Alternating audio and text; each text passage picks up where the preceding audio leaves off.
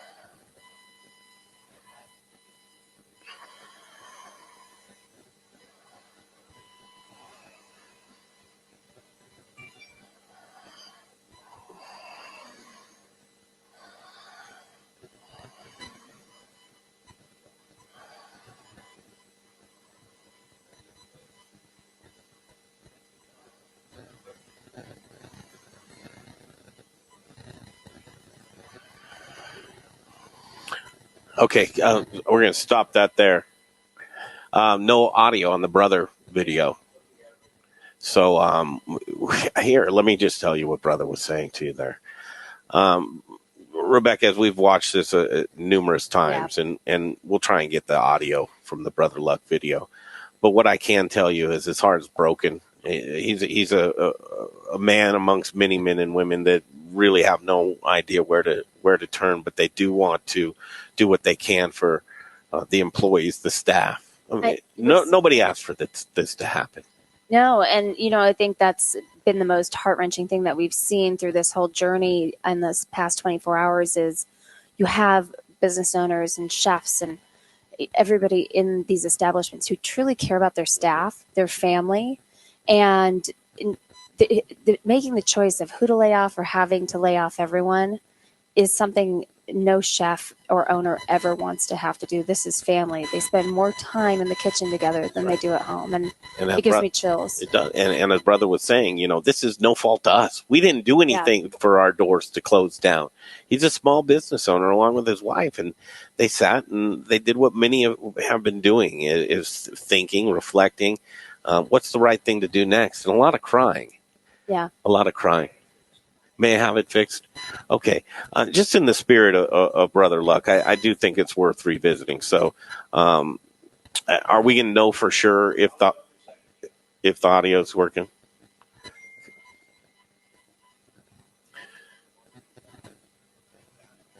Is it good? Okay.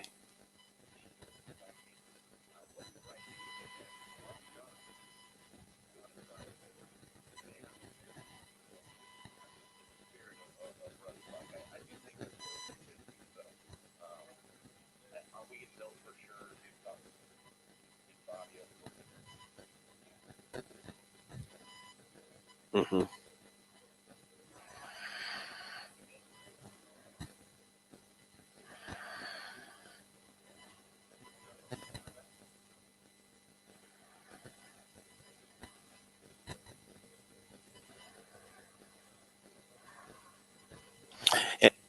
He goes on from there, and that's the sentiment. He goes to, speaking about curbside, folks coming by and picking it up, not wanting to have the food in coolers go unused. Well, Rebecca, I can't help but say that's also temporary. It's also temporary right now as this sets in, and again, we're all reacting together live on the Modern Eater Facebook page. But Rebecca, it's temporary. It's very temporary, and I know we're trying to come together as a community. I think first and foremost, it's to kind of soften the blow of the shock that's happening with it, but also to ensure that these are smart people running these businesses, that food is not going to waste. They already know that people in the community are going to struggle if people can't leave their homes to go out to eat, that their own employees won't be able to be fed. And so the temporary fix is this quick curbside fix, but the long-term fix is really the community piece and all of us coming together in a solution and rising to the top together. And that's what we have to remember. There are no answers. That's the tough thing right now. There's no answers for any of us right now. The uncertainty is probably the most real thing that we've ever faced. And I don't think any of us feel the reality still. It still hasn't 100% sunk in. Many of, if not all of us, how are you going to pay your mortgage? How are you going to pay your rent? How are you going to feed your families? How are you going to protect your young ones? I've been fielding questions on that for the last 2 to 3 days, actually. And my response currently to everyone who has reached out to us is we don't have an answer. I know the CRA is working really hard, and a lot of our other organizations in our community, CHLA, on getting that resolution and an answer on it. Right now, we don't have that. And as soon as we do, it's something that we can share, but unfortunately, there is no answer. All right, react with us. Again, if you're watching this broadcast from any other Facebook page besides the Modern Eater and you have a comment, please come over to the Modern Eater Facebook page. Join the stream there. You'll be able to react. We're going to have a lot of good programming with you this evening. As again, restaurateurs, chefs, they'll be joining us and reacting on, what's next, what's now. also, when you're there, please do us a favor. Just share this. If any time you need to share, it's now. We need to get these messages out there. And again, in a time of uncertainty, there's one thing that we're doing right now, and that's unity, just coming together. And thank God to be able to have a community of people to where I have not. Last night I put out a post on Facebook, and it was truly from the bottom of my heart of how I felt is I am so proud to see how this community is reacting. And again, it's day 2. Yeah. It's day 2 in a very long, arduous journey that we have ahead of us. But we're going to need to do that. Okay, audio set to go to our video record. Okay, we have him back. His name is Jared Leonard. Welcome, Jared Leonard. You're on the Modern Eater stream tonight in a very, very strange Tuesday as the Front Range reacts. Yeah, how you doing, Greg? Is my audio okay? Hello? You got him? Okay.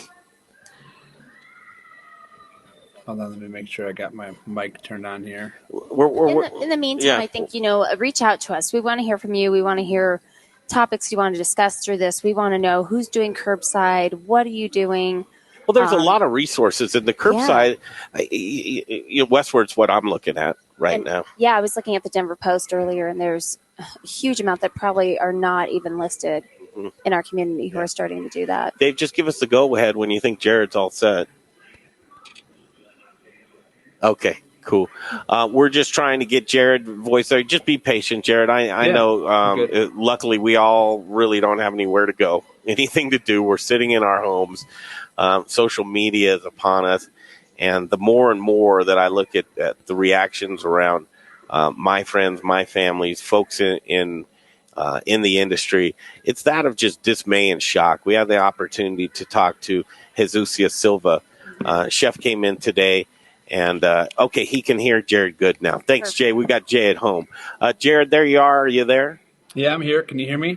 No, I can't hear you at all. No, you can't hear me? We're dealing with some technical difficulties. We'll get it squared away. Everything's difficult the last 2 days. Yeah, We're pulling it together. Chef Jesusio came, and he had just been at the Broadway market talking about what's that going to look like when people reconvene.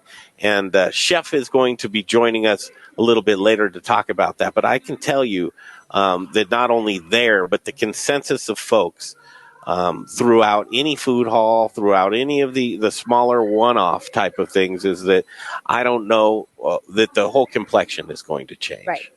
Right. Don't know whether they're going to be there or not. We don't know. And I know that we've heard a lot of hope for the best on day 2, and we hope for the best too. It's reality that we're going to have to face on what happens in legislation and where we go for support for May 11th is the target date. Yep.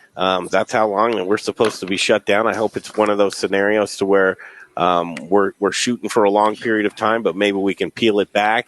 And, we're all just hoping for the best now. I can hear him now. It's Jared Leonard.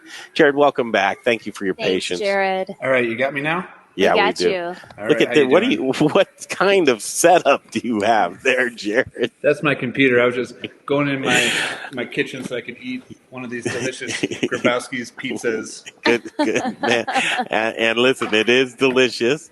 And your baby Grabowski's, and also Budlong, which we've all been introduced to from Chicago because of you, and also your burgers, which I love, hamburger stand that are here locally as well. We were just talking about food halls, Jared, and as the Front Range reacts, you're really our first reaction to this mass exodus of layoffs today.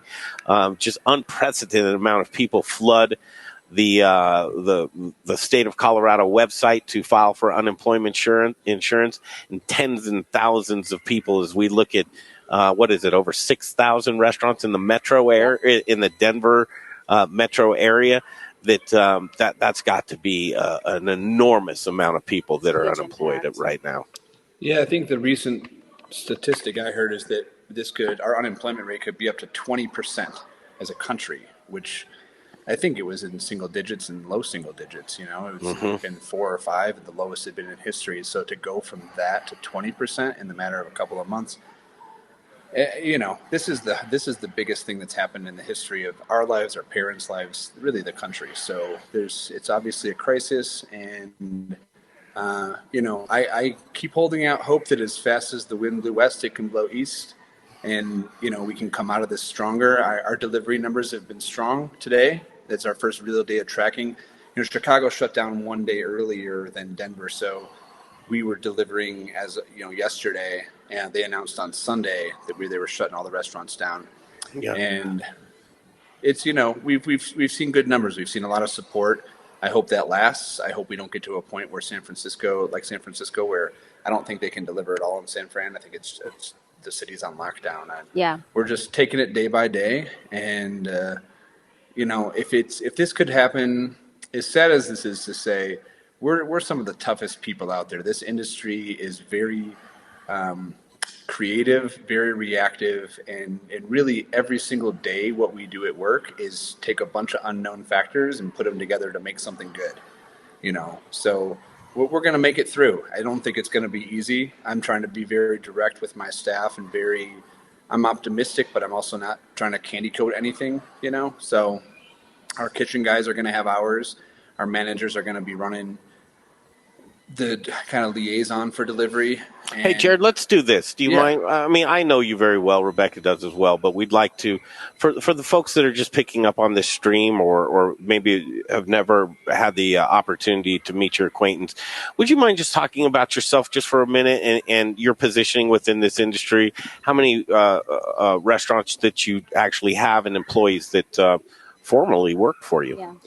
Yeah, and we're trying to retain as many as we can. We didn't do the mass layoff that I think some places did. We're situated a little differently with a lot of to-go food, but I'm the founder and CEO of SSC Hospitality. We have 11 restaurants now in Denver and Chicago, and 4 brands. So we've got Hamburger Stand, Budlong, Grabowski's Pizzeria, and AJ's Pit BBQ. So all of it's fast casual. We have dining rooms in some of the stores. We do a lot of to-go food. We do delivery. So, we kind of have everything from food halls. I'm in 3 food halls. 2 of the food halls in Chicago are completely shut. So there's no delivery. There's no takeout. They're just done for now. And then we're in sit-down restaurants. We have sit-down, like Grabowski's is a full-service restaurant with a bar and 110 seats with a patio and an arcade. That's at the Source building. And that's delivery only, of course, right now. And then, like our barbecue spot, we had some trouble with the city last year and lost our dining room for about 6 months. So we've kind of kept light spirits and joked that, like, hey, we did this last year because we lost our occupancy permit. We did to-go and delivery only last year for 6 months, and we made it through to the other side. Remember that, Greg? True. I absolutely do, Jared. And I think that's first of all, back up a lot. There are so many different models that restaurateurs, restaurant owners are approaching this with. Some are just every man for himself, right? You've seen that. Folks that are just saying, okay, everybody's done. Yeah, there's a group in Chicago called Hog Salt, one of the most respected groups in the industry. They own Au Cheval, they own Bavette's, they own Green Street Smoked Meats. They employ I think 480 people. And Brendan Sodakoff, the CEO, yes. And these are places that do $50,000 a day, like huge numbers, popular, busy steakhouses and burger diners and huge numbers. So everybody goes, oh, they got $1 billion in the bank. And I don't know if they do or they don't. But yesterday he emailed everybody and said, this is a sobering fact we all have to deal with. You're all furloughed with no pay, effective immediately. That was yesterday morning at 9 a.m. So, and he said, we're not changing to delivery. We don't deliver. We're not going to change all of our restaurants just to get through this. We're closed indefinitely. And, wow. A friend of mine, and I haven't seen anything in the media on that yet. I read that email directly from Sodakoff, the CEO, to a guy who works for me. His cousin is one of their head guys on salary. And it was everybody from salaried people down to dishwashers that was just furloughed immediately. And I think the initial reaction to that, just to speak frankly, is what a greedy bastard. Like, doesn't he care about us? And I see both sides. I get it sucks to not have a job. I've been saying to a lot of my staff, because we're trying to piece it together so that there's a business to come back to. Mm-hmm. Would you rather have the crumbs or the cake? We could eat the crumbs right now or have the cake in 3 weeks. And we're trying to give people hours where there are hours, but then we're being realistic with people where they're not. I wasn't willing to just say, you know what, close. We're done. I don't think that's fair. I don't think it's practical. I think the people that work hard in this business deserve more from their leaders, where we can piece together to-go food. We're coming up with a couple of ghost restaurant menus that we might turn our facilities into we operate out of a ghost kitchen in Chicago for the Budlong brand, and that's done very well. Ghost Kitchen, you guys are familiar with. I'm sure it's kind of a new concept, but it's just delivery only. So that actually is thriving in this environment, and we're thinking outside of the box. One of my other chefs, who works at a concept that we don't do delivery for, that's at the food hall, he said, well, can I come up with a concept of my own? And his name's Dave Hadley. He's a well-known local guy. He's one chopped, and he's like, can I do some of my own food and just serve it out of AJ's with my own marketing and everything else? And I said, sure. And I don't know that that's going to happen. That's not an opening announcement. Those are going to be our new opening announcements, right? New Ghost Kitchen opens. I don't know, because maybe this will be 3 months. We hope it's everything's on the table, isn't it? It really is. 48 hours ago, Greg, we had a full dining room at all my restaurants, and I was going, this is just the flu. Chill out, everybody, because I don't worry. I'm not a worrier. Talk about that as things have developed in the past few days from, Saturday, just be calm. Let's see which way we're navigated through with the government. And then Monday morning, boom, the bombs drop. Mayor Hancock comes out first. Many cities had followed suit. Some restaurants volunteered to hang it up for a little while, but there was mandatory until May 11th here in Denver, a little shorter in some other areas. But your thought process, the truths have changed. Saturday's truth a lot different than Monday and Tuesday's truth. What was the truth just a few days ago, and what's today's truth? Yeah, so Saturday, I was telling everybody, we're going to get through this. And that's still the rhetoric. That's still true. We're going to get through it. That's a message that I want to be constant on. Mm-hmm.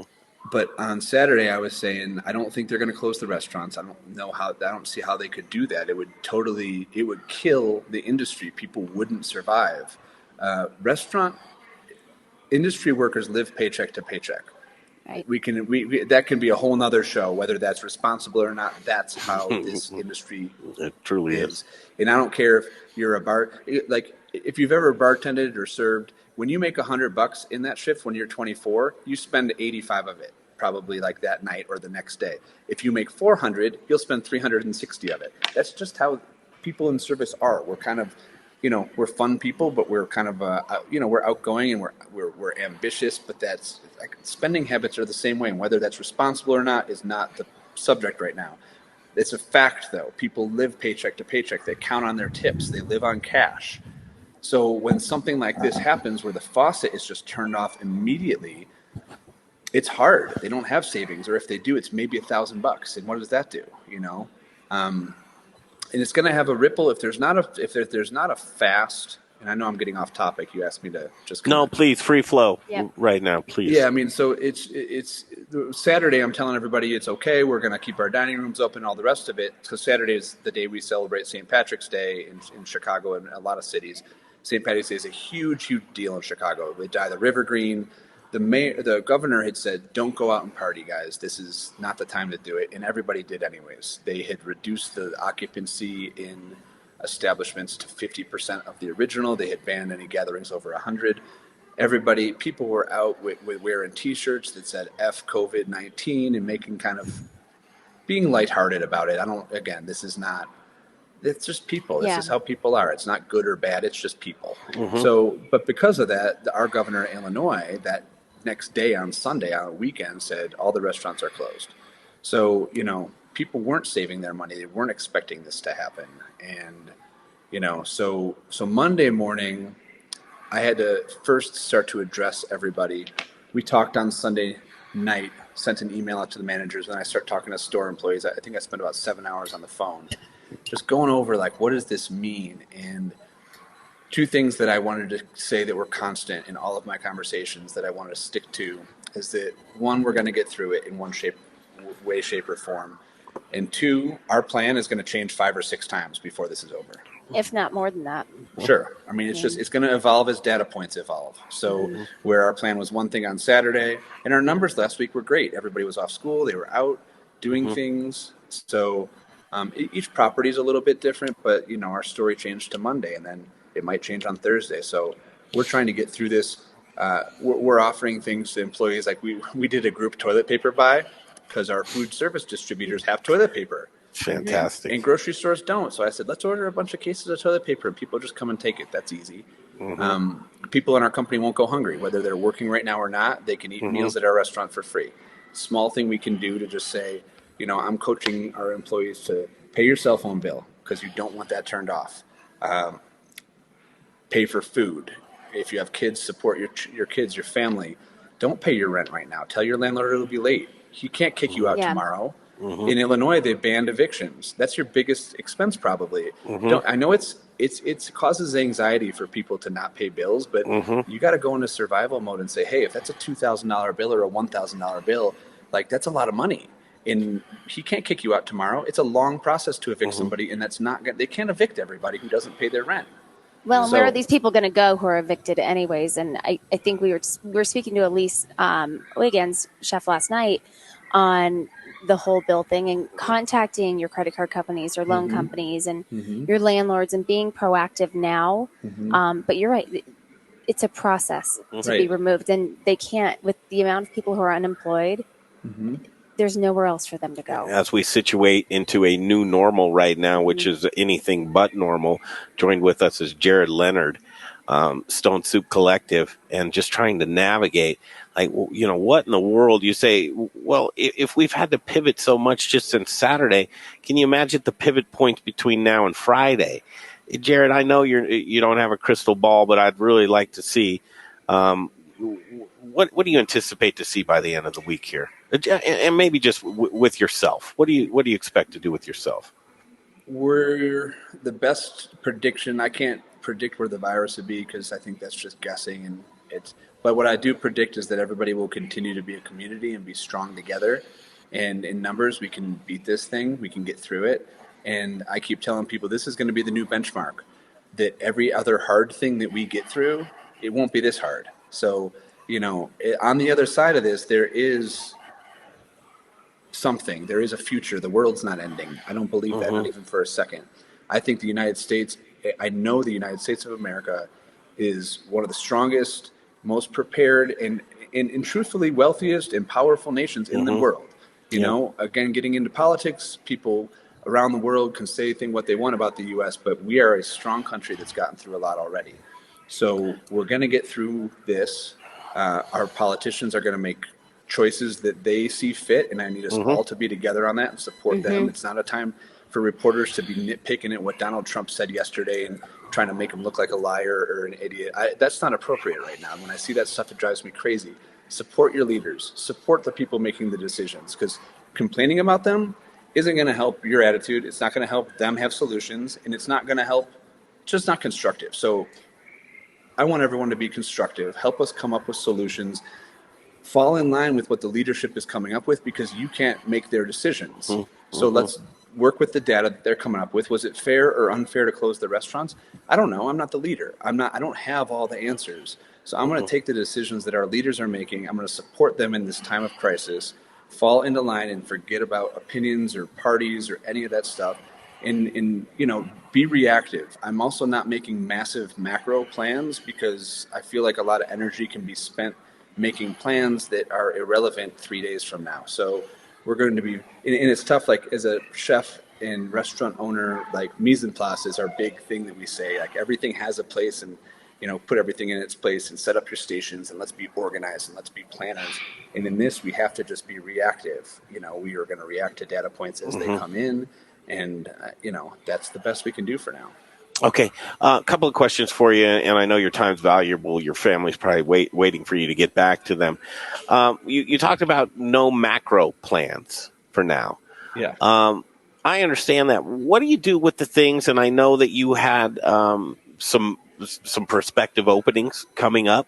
You put all that on hold for the time being. Do you continue to work towards that? Yep, absolutely. The stuff that's happening in the background still happens, because when we come out of this, do we want to be starting at zero, or do we want to be starting, kind of with wheels in motion? So plans that we had until we have data that says that we shouldn't have those plans are still in motion.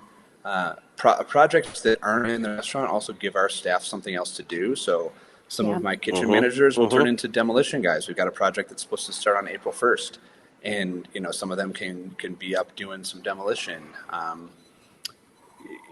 Like travel plans change. There's things that have to change. I was supposed to go to Hawaii on next Friday with my family. It was like a big deal. We're not going, you're not going. No, I was supposed to go to Chicago tomorrow or Friday to work, and I'm not going. They were supposed to come with me. So travel plans are changing, but those are the kind of physical things that have to change.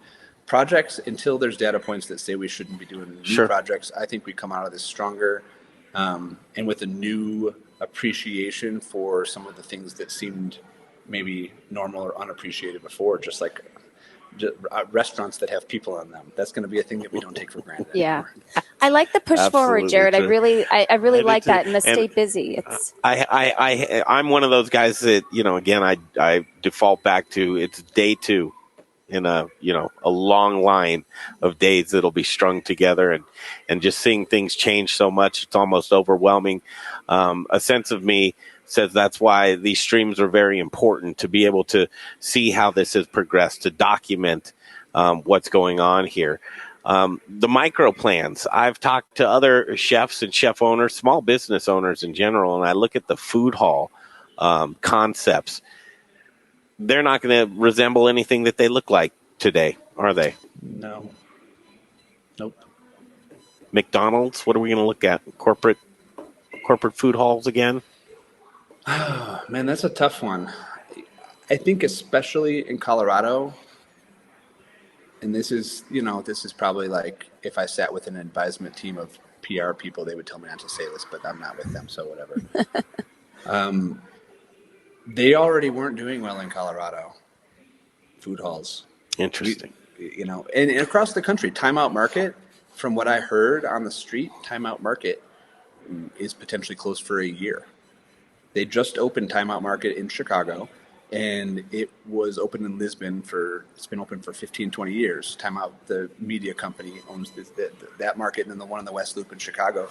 Huge, big-name chefs, Michelin star guys, 16 stalls. They opened in November, December. They're doing very well. They were. And then they closed. They were doing well in the beginning, and then it sort of tapered off. And then they were, when they closed, they said, this is going to be such a big hit, we don't know if we'll be back open for a year, regardless of laws. Like, we just don't know if we can regroup. So that's a big deal. Wow. That's a big deal. The food halls here, that's been something that everyone has been chasing since literally this is some of my opinions on food halls coming out. 3 or 4 food halls in the country do really, really well. So then everybody wanted to build a food hall. But there's a ton of food halls out there, and they're not all the 3 or 4 in the country that are doing really well. So the ones that were doing just okay, after this, it's going to be hard. It's going to be hard for the operators to come back in with good spirits, because it was already sort of, and this part of the emotional part of this doesn't stop at food halls. Any restaurant that was sort of doing okay, this is going to be a nail in the coffin for a lot of people. Further than that, restaurants like Gotham City Tavern in New York, 36 years, one of the fathers of fine dining, one of the original gastropubs that earned stars and accolades and just switched chefs last year, and it was a big deal. They just announced they're closing 36 years because they were just like, you know what? We've been trying, and we've done this for a really long time, and we're kind of good. So, we're good. Bye. Yeah. That's happening. So we all know what happens to soil that was demolished by fire and destruction. Mm-hmm. It becomes very fertile. There's lots of opportunity. I see that too. So when you asked me about my project up in Evergreen, when I try to see the silver lining of stuff, like if you have a project that's set to open in June or July, you're going to be opening at a really good time, because you're opening it. You just received the punt on your own 10-yard line or their 10-yard line, whatever is the better way to be. You're close to the end zone. Like, you're further along than everybody else. Mm-hmm. Where everybody that wears, including me, because I'm a current operator, also with new projects coming up, we're going to have a lot of baggage from this couple month period, 2 or 3 month period. So any group that's planning an opening in June or July is actually in a pretty good spot, because we're going to come out of this with people hungry to eat, people wanting to be out, wanting to support restaurants. Yeah. And, I think, I do think push forward, keep doing projects, keep doing things that, like the government stimulus package has got to come in for this. Like we bailed out a bunch of bankers because they made greedy gambling bets and bought houses in Aspen. We got to bail out restaurant people that work really, really hard, right? So I see that coming. I just think they're trying to understand like the nuts and bolts of it. And they are working on that. Yeah, we've got that info. Let me introduce you first here, Brian. Jared Leonard here with us, and busting through the doors. I think he's got a lot on his mind, and probably even more to say. Is Brian Freeman is here with us, obviously co-host of the Modern Eater Show on Saturdays right here, and also on iHeartRadio 630 KHOW. Brian Freeman, can we hear you? Jared. Hey, Brian. Hey, babe. Good afternoon. Good to see you. I don't see you, though. Where are you? He's around. He's there. He's like the Wizard of Oz. Oh, behind the curtain. So, Jared, I had a couple, questions and statements, because I think a lot of what you were saying is accurate. But, here's a hard question for you. Do you think that we had too many restaurants in Denver? Do you think we needed a purge and a cleansing? And oh gosh, Brian! That's a hard thing to say, but brother. Well, but the reality. Listen, because I want to talk about reality, because we're only talking about restaurant and bars. Wait, hold on. Let's let Jared answer that. Well, let's be first of all, let's be sensitive and to the conversation. Sure. I think the theme of today is the bloodletting of jobs, and so many people that are laid off and unemployed. The conversation of maybe that it should take place 4 or 5 weeks down the road, in my estimation, of were there too many restaurants and water seeking its own level. Out of all due respect, I think that's a big jump into the water here. It is. Jared, do you even want to touch that yet? I wouldn't. I'll answer it according to math. Yes, there are more restaurants in Denver than there are people to support them, because Denver's a fun city and it's new. But what my hope was, I'll turn this into a positive. My hope was that they were all planting seeds to grow as Denver grows, because Denver has a lot of growing to do still. So do I think too many opened? I think that's subjective. No. Currently, there are more restaurants open than there are dollars and people to support the number of them open. That is 100% true. But I think Denver's continuing to grow. So this is not good. I don't think we needed to answer the other side of your question. Did we need kind of a correction? A correction? No, I don't think we needed one. I think this is going to create one. I would, if I had to make up a percentage, if we're closed for 2 months, 30 to 50% of restaurants won't reopen. Yeah, well, I think we kind of feel that. So I asked that question, Jared, too. So, I look at this from a much different, everyone we're talking to is dealing with one or two or a chain of restaurants. I'm dealing with restaurants not only in Colorado, but now the group I'm with, this is a very large organization that is serving restaurants in Kentucky, Alabama, Ohio, Tennessee. I don't know that anybody knows. Do you want to get specific about what you're talking about? So here, follow me out. Here, you gotta slow down here. The reality is this company did in the hundreds of millions only restaurant business. What's this company? The company, my new company. I need to speak somewhat autonomously because I can't. It's a privately held company. I can't. Then have a different. But lots of companies. So where is Cisco? Where is Cisco Foods right now? Where is US Foods? These people aren't talking.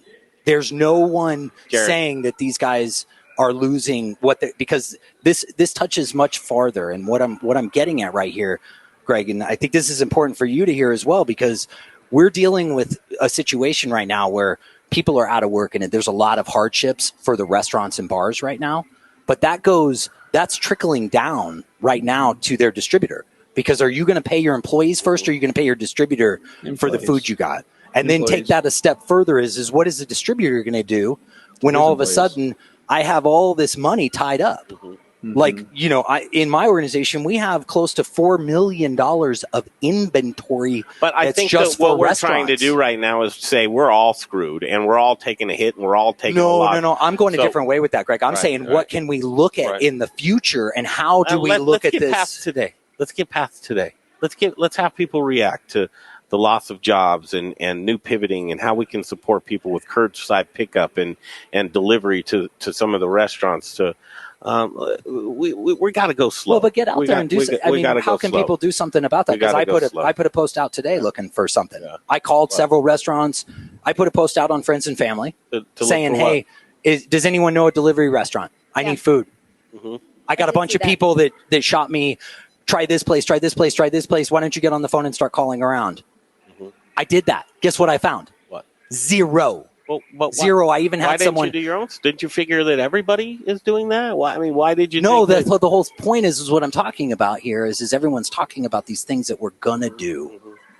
This has been going on since last week, quite honestly, nationwide. This flu didn't start yesterday. It's been going on for a little while. What is it that restaurants and people need? So tomorrow, a lot of stuff is going to start kicking in, which is exciting. Yeah. Right. So we're Wednesday.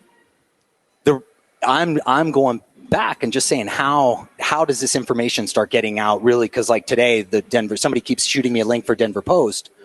I know I'm getting controversial on you, Greg, you're not getting. Listen, I've been in talk radio for 20 years, friend, pal. Okay, there's nothing that you're going to get controversial about with me. But when you walk into the studio and we're having this conversation and everything goes to a left-hand turn, I'm going to try and refocus it. That's all I'm going to try and do. So right now, I love any kind of spirited conversation because I think that that's where we're at right now. But we set up the show from the beginning saying there's only one thing that's certain right now, and that is uncertainty. I don't think anybody knows how to grab their ass with both hands right now, Brian. And I think that the footing that people are trying to have right now, every time somebody gets a little positioning with their foot, they stumble and fall. And that's what it's about today. Just today. Today is about reacting, the jobs, resources, information. We can speculate. Well, let me ask you a question then, Greg. Yeah. I don't have income this month. Okay. Join the club. No, stop. That is what I would have to say. You're off on a tangent, man. No, I'm not. Slow down.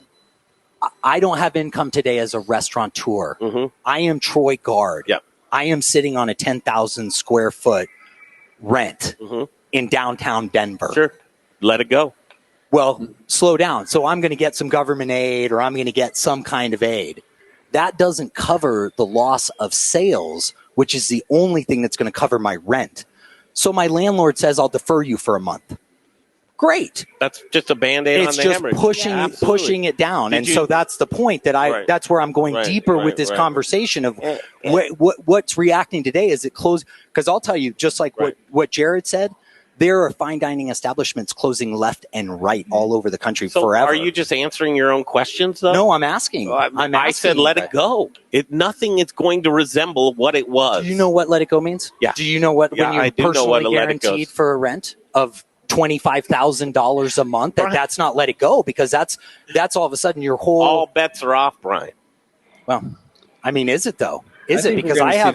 The legal system's not going to uphold evictions, and they're not going to They can't, because what good is that going to do? There's got to be a stimulus package that actually supports that. And I agree, Brian. I think it's crazy to just go like, well, where's all this money going to come from? But I don't know. They can print a bunch of money. It's going to liquidate. They're going to have to liquidate cash. The government's going to have to come up with a plan. I don't know how they're going to do that, because I'm not them. That's not what I do. I cook hamburgers. I love it. Well, so Jared, I've got a schedule to keep of guests that are going to be coming up here. We're not going anywhere. We're going to stream as much as we possibly can for the days and weeks and hours ahead. We want to check back in with you early and often. Just like you said, that Saturday's reality is a lot different than today's reality. I think some of those questions that Brian Freeman has will answer themselves coming up here in the days ahead, which I'm very interested in seeing. I like to be more of obviously, we can identify those things, but just as they unfold, to then be able to address them. And I think you're right in a lot of ways, Brian. I think that right now it's trying to figure out how to take everything one small bite at a time. There's so much that can be just absolutely overwhelming. What percentage of your staff did you have to let go, Jared? Not half. Wow. Front of house people, less than half. Yeah. That's incredible. Yeah. I'd say about 80% of the private conversations that I had with chef restaurant owners today said, my business won't resemble anything that it looked like yesterday at all. Yeah. I mean, sit-down restaurants with big nuts to cover are a big different. They're just a different animal. They're going to have a harder time in this than fast casual shops. That's just, the nature of how things are structured in, So. Jared, what can you do though for that other half that you didn't lay off? What are you able to do? They're cooks in the kitchen, and I've got a couple of them that are doing front of house gigs. Our delivery numbers in Chicago are surprisingly strong. So that's another thing that's going to be harder in Denver than Chicago. People don't order as much delivery here. Now, will that change? True. I think it will, because they have to eat, and people don't like to cook, and the grocery stores are empty. Yeah. So the shift is taking place. Right. So, I mean, in Chicago, like my store that would usually do about $1,800 on a Tuesday has done $2,400 today in just delivery with the dining room closed. Mm-hmm. And, my downtown stores are closed to all 100%. So the food halls are just closed because the offices are closed. The buildings are closed. But my neighborhood restaurants are doing okay. Will that last? I hope. Mm-hmm. I don't know. You have a couple of food hall restaurants here in Denver. Will those go away? No comment. Okay. Thank you, Jared. There is Jared Leonard, Stone Soup Collective. And the conversations are real. And we'll check back in a few more times, right. Jared. Thanks so much. Thanks, Jared. My real answer is I hope they don't. I hope no restaurant closes. But that is a good answer. Real answer. Cool. A couple of housekeeping announcements. Again, myself, Greg Hollenback, Brian Freeman joins us from after work. Rebecca Berry, Dave Avery here. Jay's not feeling well today. We told him to stay home. Call your doctor. He did call his doctor. It said didn't have the symptoms for coronavirus, but to stay away for a day or two. So he is doing that. We've got announcements that are coming up as we speak. And here's one, John Irvin. Aspen Baking. We told you about Aspen Baking Company yesterday. They said, come by Aspen Baking. And I wish I had that announcement up. Are they still? Can you pull that up? Yeah. Today, John Irvin from Gluten Free Things. And you're gluten free, Rebecca. I am. This announcement might be there for you. But gluten free bread lovers, as gluten free stores continue to sell out of bread and coronavirus fears, Gluten Free Things, it will be selling bread to the public this week as they have a commercial retail location. It's in Arvada. It's at 11651 West 64th Avenue. So, and it's good. I can vouch as a true gluten-free glutard. I was going to say or ingredient challenge maybe. All right. No, John's stuff is incredible, and he's in a lot of great restaurants. I believe we may have somebody coming on to talk about a concept that carries some Marvin more stuff at some Abrusci. point. Yeah. Okay, but Brian. I'm trying to find the ads. Here we go. Attention bread. As grocery stores continue to sell out of bread amid coronavirus fears, Aspen Baking Company will be selling bread to the public, which would have been today, the 17th, from 10 a.m. to 4 p.m. This has never been done for them. They've never done this.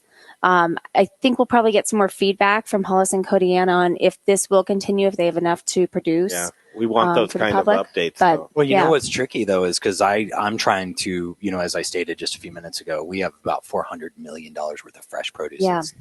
And that includes produce and fish and other meats that are 400 million. Yeah. Or I'm sorry, 4 million. Sorry. Oh, I was going to say 400 million. 4 million. Wow. There's 4 million of stuff just at one of our locations. Right. Okay. That's all food service. And that location only has outlets to restaurants. Yeah. And all of them are closed in there in that state. So I wanted to do a big farmers market. Yeah. Down at our new facility. I wanted to build a circus tent, have people come by.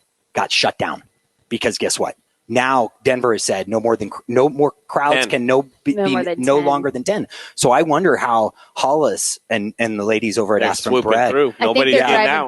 Driving by. See, so we're also it's like looking John, at. They just throw a loaf of bread in your window. You don't want me throwing it at them. Trust me. I can take your money. I can't toss the bread. They said, hold your $5 bill out the window. Grab the money. We'll grab your money. We'll throw you a loaf of bread. And go. Keep moving. And you know what? I'm going to do it too. You'll probably go to John's and get something exactly. gluten-free things. I'll make sure to record it while we're there. Lots of things going on here, and I'm just monitoring Twitter as well. We are live on Facebook, YouTube, Twitter, and Periscope. Any questions, you guys if you're watching this broadcast from any other Facebook page besides the Modern Eaters Facebook page, you're going to want to go if you want to interact with us and sound off as the Front Range reacts right here on the Modern Eater live stream. It's day 2. It's a Tuesday. Things are going to change so much. This is new cut road and uncharted waters as we try to come together as a community. How things are going to look a couple of days from now, I don't think anybody knows. Today was one of these types of shock days to where Saturday we had Sonia Riggs from the Restaurant Association in here, guys. And is that there he is. There's Sicky. Sonia was in here on Saturday, and she had no idea. We heard a couple of closing. Sam's number 3 was closing down all of their stores. Illegal Pete's had announced that he was closing. Pete was going to close down his stores as well. But then here it comes Monday morning. Yesterday, the mayor announces until May 11th that they were shutting down all lobbies and restaurant dining rooms, and restaurants would only be available for takeout and delivery and curbside service. So the updates have changed dramatically now until then. So I anticipate it to continue to do that. Jay, do you have coronavirus? No, I don't.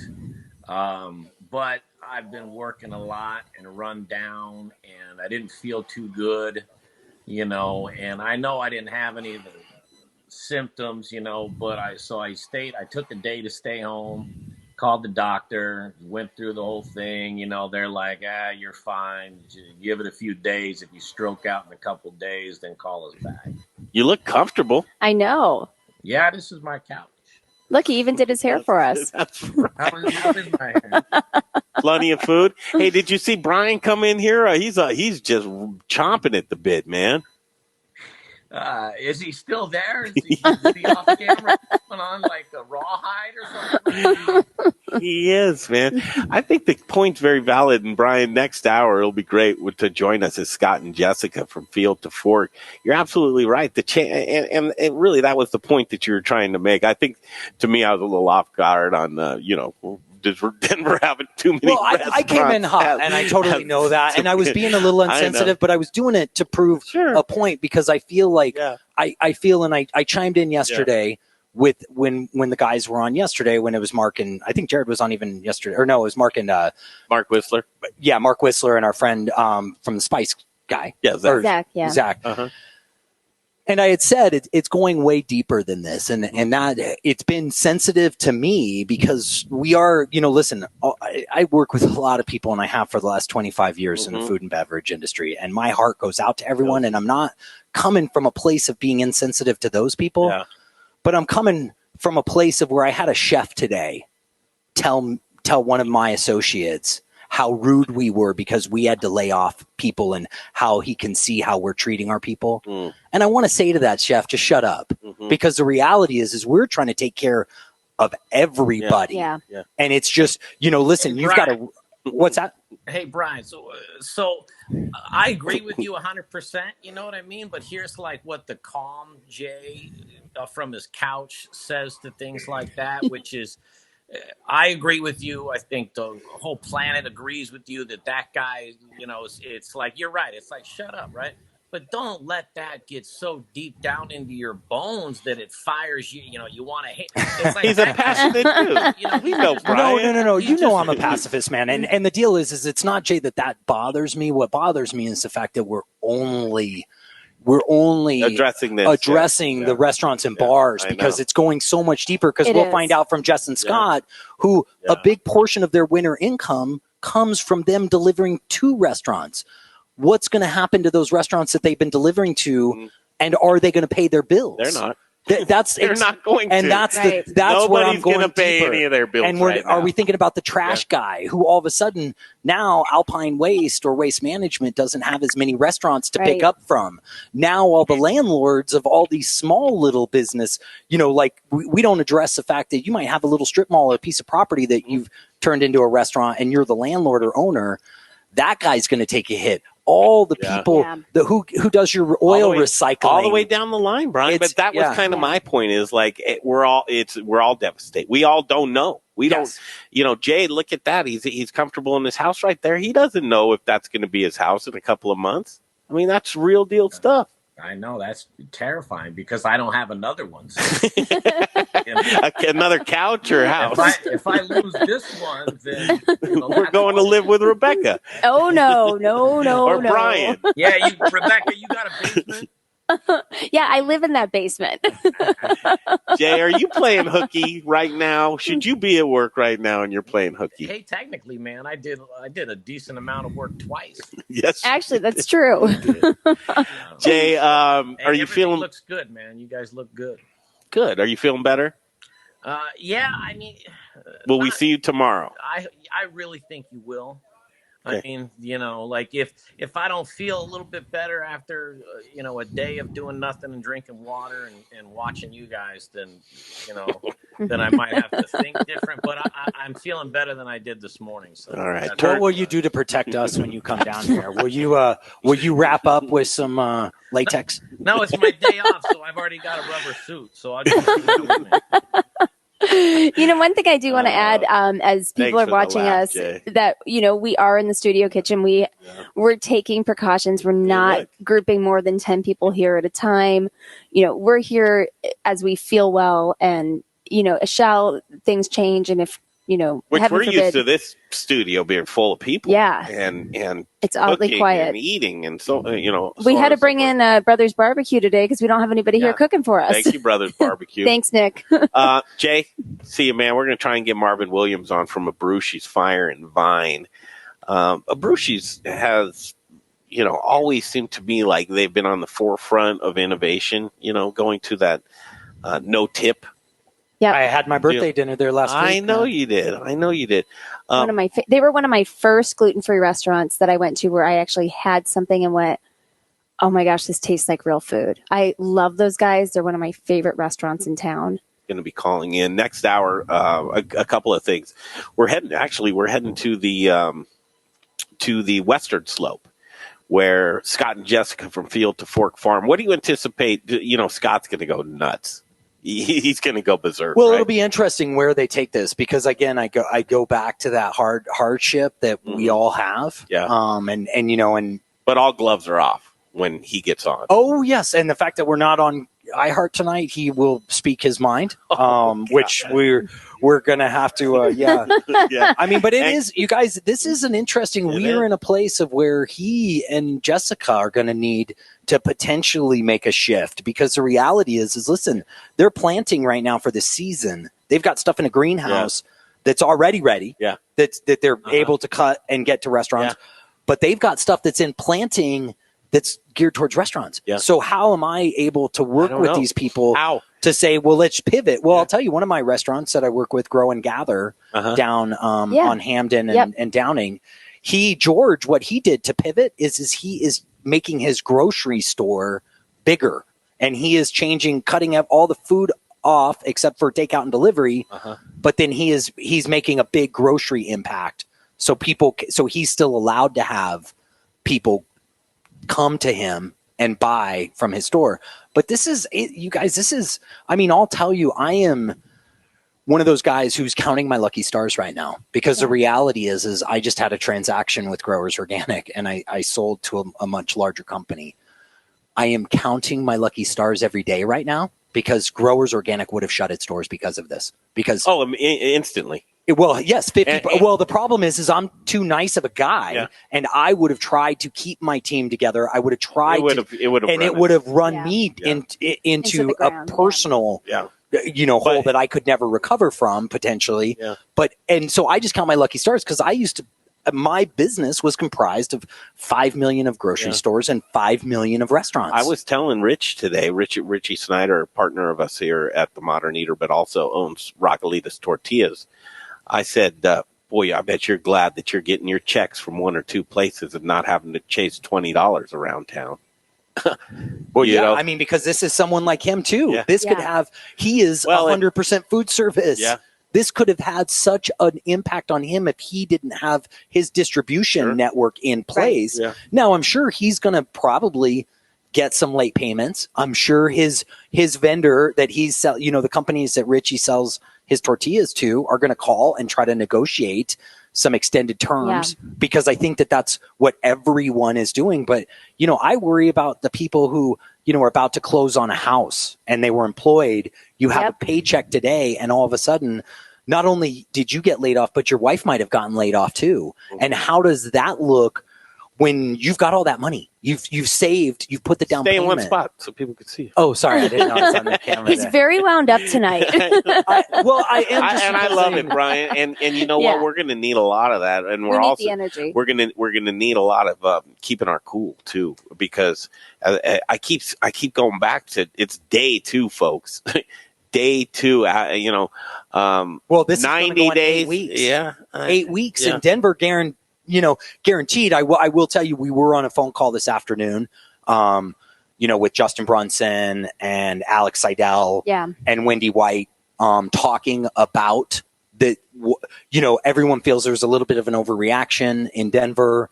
What can we do to be a little more proactive and see if we can't talk with somebody about loosening up? But it's scary because, Hancock did it during the day. And Polis came on right at the evening and said, "Guess we're going statewide." Yeah. And, Front Range Reacts. I'm trying to get Marvin Williams. If you're watching Marvin, we're going to hit the link there. Just 2 seconds. And then we want to also catch up with Jesus Silva again, who had a meeting at Broadway Market. I think a lot of these brains are trying to get together. Is this going to resemble the same thing when we reconvene this, weeks down the road, or is it all just Katie barred the door, every man for himself, every man and woman for themselves, and just figure it out. And when the smoke clears, we'll see what happens. Carley Smith, the fairy Gutmother, next hour or two, we're talking about all this stress, and comfort food is probably the easiestly accessible food right now. Grabbing that frozen pizza if you can get it. But the bummer, like Carley said, that's the worst thing we could be doing is highly processed foods right now, because that doesn't help the cortisol levels that is already in our body, lack of sleep. Yeah. Well, and even, when you go into the stores, and I've been in quite a few at odd hours. I was at Whole Foods this morning at 7 a.m. The produce is there. So Carley's recipes, I've personally made quite a few of them. You're seeing good produce. They're super, great produce. If you get there early. Is that going to change? Well, I'll tell you what the conversation I'm having with people, Rebecca, is that I am asking, do you want me to get your broccoli in cello wrap already? Do you want me to get your cabbage wrapped in? Surprisingly enough, what most of my retailers are saying is no, Brian, people are fine buying that stuff. Although I will tell you, it is a land grab at the farms right now. Right. Because, this is a trickle down, and it's more than a trickle down. It's a dump down. Because what's going on, I used to sell 5% of all the organic girl salad. You go in your Whole Foods and in your natural grocers. Everyone has. I know exactly the brand. Yep. And we were one of their first largest distributors in Colorado. Well, actually in the United States at one point. And I called them today, and I they're like, well, "What are you doing calling? You've already picked up your order." And I said, "Yeah, I'm doubling it, and I need that tomorrow." Yeah. And she's like, "Oh my gosh, Brian! Every major retailer is called in."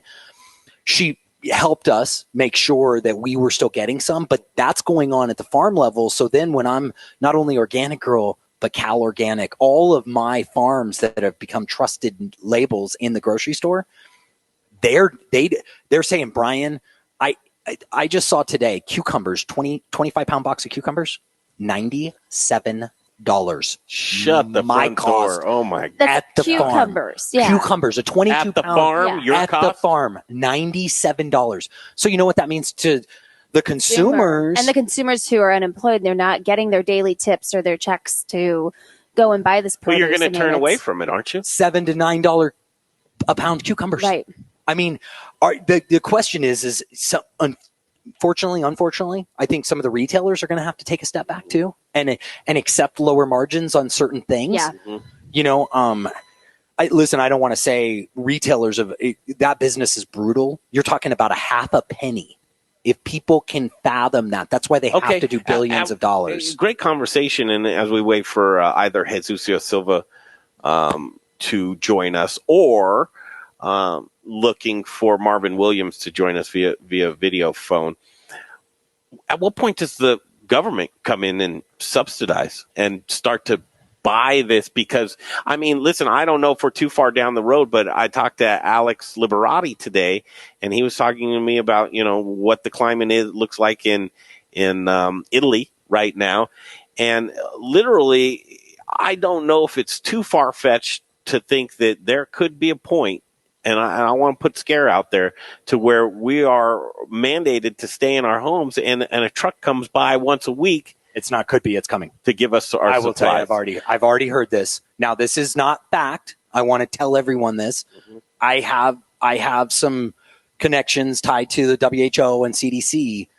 I have heard that there is an impending lockdown coming, and it's only essential people are going to be able, hospital workers. Well, doesn't food the workers, climate of food absolutely change at that point in time, and how it's purchased, delivered? Well, no, you're allowed to, according to what I heard, you're still going to be allowed to go out, and you are going to be on a very tight leash. You can go from your house to the grocery store. Right. Yeah. And that's going to be, and then there's, But I'm potentially talking gonna be about as far National as Guard. rationing. Now, does that mean the liquor store too? Yeah. Don't I do would, that. I would hope so. Quite honestly. I saw a few things out there that I think are interesting right now as we talk about revisions. I would love to get more information if you guys out there on our Facebook stream. If you're watching this Facebook stream anywhere else besides the Modern Eater Facebook page, please, if you have something you want to get to us, go to the Modern Eater Facebook page and comment on that video there, and we'll do our best to answer it.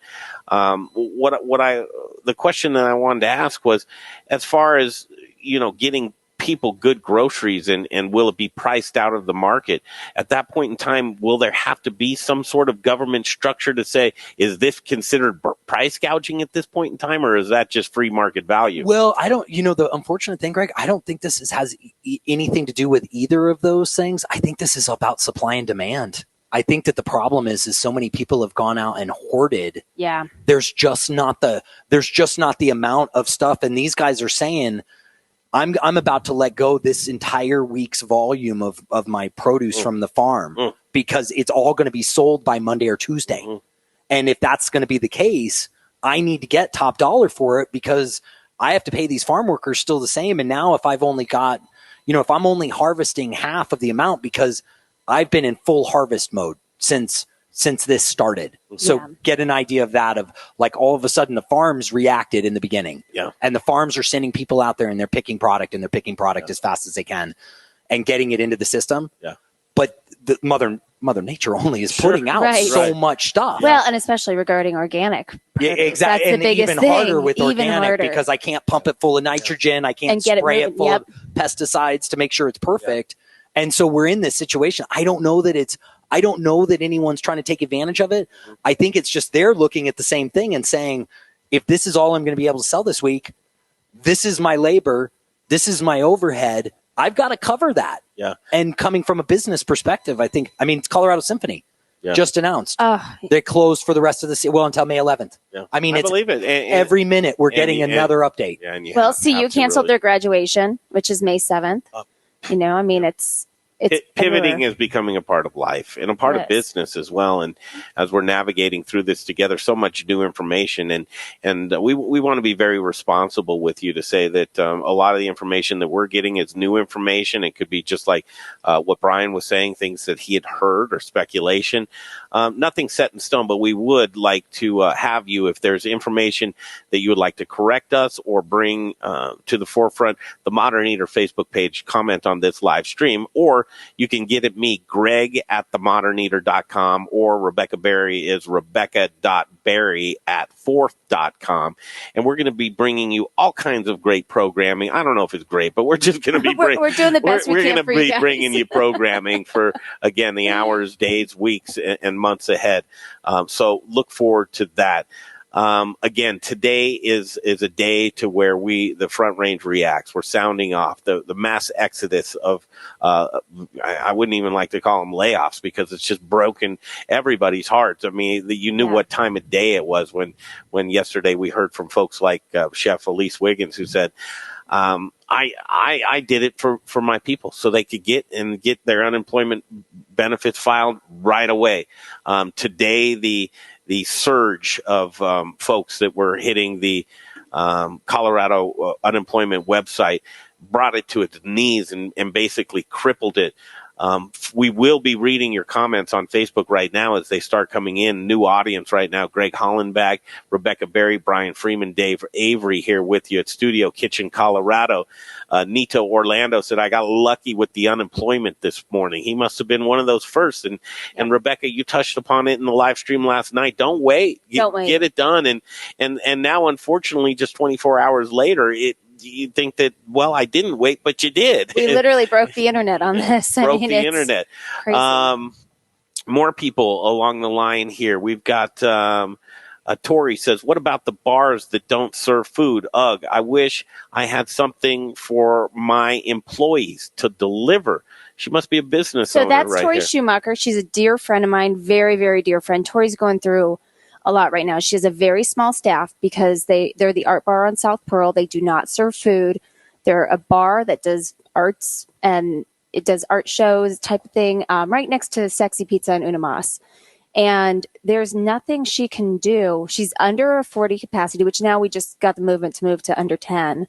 But there's nobody touching food there, and she can't do any sort of cocktail delivery or food or anything. And Did you see Chicago today? Oh yeah, Chicago today is passed something to allow bars to sell carry out, which is amazing because I mean, literally, her 3 employees. Isn't that here now? Because I thought I read that Brews Beers on Colfax and in Midtown were able to do curbside growlers right now. Well, but that's delivery. I think. Are you sure? Because but they're a brewery, though. Remember? No, because Deviation's able to do curbside. I believe. If anybody can give but aren't those distiller? They're allowed to sell out of there already. Yeah, that's true. This, Greg, is for restaurants that are not.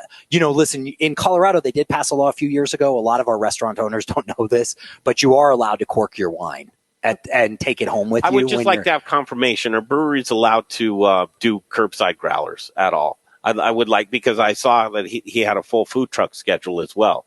I don't know what that means or anything else, but if you can come by and get something from a food truck and you can grab a crowler or a growler to go, do it. Do it. Yeah. I mean, especially right now, why you can. Nito Orlando, there has to be some sort of assistance through the government program for times like this. If not, we have to create some kind of program funding so that so that this does not happen again. I mean, Nito, remarkable times that we're looking at right here. And I think that what you're seeing are the bureaucrats just fighting for positioning to be able to. Luckily, the issues like this are very bipartisan. The party lines are just knocked down right now when it comes to basically we all want the right things. Now, bailouts have come in many, many forms, as we've seen throughout the years, but never, ever, ever have we seen something like this to where I think it's going to be up to 20% of our workforce being unemployed. Something does need to happen now. And again, we have a group created for you to do this resource group. The resource group is called Food Service Emergency. You just have to put it in the search engine on Facebook. Food Service Emergency. In there, we're trying to, just as much as we possibly can. I know everybody's busy. If you're a part of that Facebook group, post what you can there. We'll try and figure it out together. But yesterday, a great link was posted for a petition for Governor Polis to basically do what we can. A lot of people are proposing, well, let's just pretend everything's frozen right? Let's suspend time. Let's not have mortgages or utilities or any until we're back up and certain and running that we can get back in line again. What we're going to see come down the pipe, I don't think anybody can really know for sure, but we can guess what those types of things are going to be. But I can guarantee a lot of us are in the same line. I've got a few, Greg, if you don't mind, that were emailed to me. Yeah, please. So Steve Halliday, at About Time, we've heard the government is on a 30-day recess. Now, keep in mind, this was about 24 hours ago I got this. Will the unemployment office be open? They just laid off 450 employees. How do they start collecting benefits? State to state, that's going to vary heavily, obviously. We do have the resources for the unemployment office. As we said, they've kind of halted today, but hopefully we'll pick back up. We've already kind of touched on the alcohol sales via delivery. Yeah, stuff's coming in on that too. Patrick Craghead said, that's $4 or just under for one cucumber. I know. It's and this, I'm you guys are touching on some stuff that's important right now. I mean, because what a few of these people, be careful what we wish for, because listen, we forgive mortgages for a couple months. We put our banks exactly back in a spot. There's that's the stuff we don't want to tank our economy as a whole. But what do we do to save people? And that's what's concerning, though, is because I had a very dynamic conversation about this last evening with a couple of restaurateurs. How do you look at this with somebody who has a property in Times Square? Is that fair if I'm in Times Square versus Wheat Ridge, that we both get the same? Right. And then you have these problems, and there's not this easy fix of the government says, oh, here's $1 trillion. Let me go figure out who to give it to. Mm-hmm. It's a way bigger, very convoluted conversation, because why would I give money to a restaurant that was about to close? Yeah, Marvin Williams, who did join us here, please do this first. He says, sorry, man, I'll hit that link as soon as possible. Get on video conferencing. I'm in a rush to make pizzas at Abrusci's because they're doing to go. Yep. They're doing to go pizzas.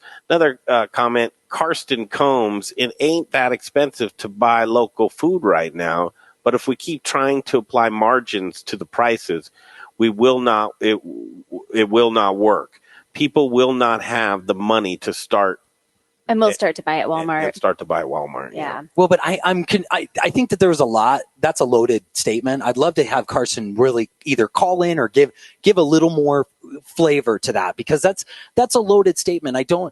So should somebody else also? It goes to that thing of it's a vicious cycle. Who gets to determine who suffers the most? Yeah. That's what I'm saying. It's a vicious cycle. It's not like, so should my business suffer even more than it's going to because I need to give you a better margin on something as opposed to the margin that I've already done? There's only, folks, so everyone's clear. I just said a half a cent at the grocery store level. My level's only 3 cents to the dollar. Yeah. That means I've got to sell $10 million to make $300,000. In my world, a brand new truck is $185,000. One truck. Yeah. I have 9 of them on the road. And if I only made $300,000, where does that leave me? And that's the bigger stuff. This is the stuff that gets me passionate and excited. Yeah, and me too. But riddle me this, is that this is the conundrum of pretty much throughout the time of equality, right? How do you do that? Equality, distribution of equality, which blows my mind all in the same sense. Well, wait a second. You want to be a socialist? But hold on 1 second here. Is that what really strikes me as unique for this particular situation that we're faced with coronavirus is that I see tons of opportunity with folks with cash flow, i.e. Amazon, and little opportunity for folks with barely any cash flow. And unfortunately, I think that the people that are going to suffer the most out of this, Miss Rebecca Berry, are small businesses. It is. It really is. The small businesses are going to hurt the most because there's not all that backing. They're living day to day. A lot of these owner operators are working, they're setting the table. They're doing the dishes in the back. They're cooking. Los Arcos, I had dinner up there a couple weeks ago, and the owner he cooks. He's the chef in the back making the dinner for this large restaurant. So it's going to be tough. It's going to be really tough. Dave Avery gave me the latest depressing data of COVID-19 and case summary here in Colorado. And then we just looked a few days ago as a 101, and then huge jump yesterday to 160, 183 right now. And as the walls, I say, are closing in on us, the suffocation begins to where you think it's real right now, and the confusion is where it's at the height. But wait until your mom has it, or your father dies from it, or your sister comes down with it. And social media, your timeline is inundated with folks that are telling their stories about being sick and on shut down.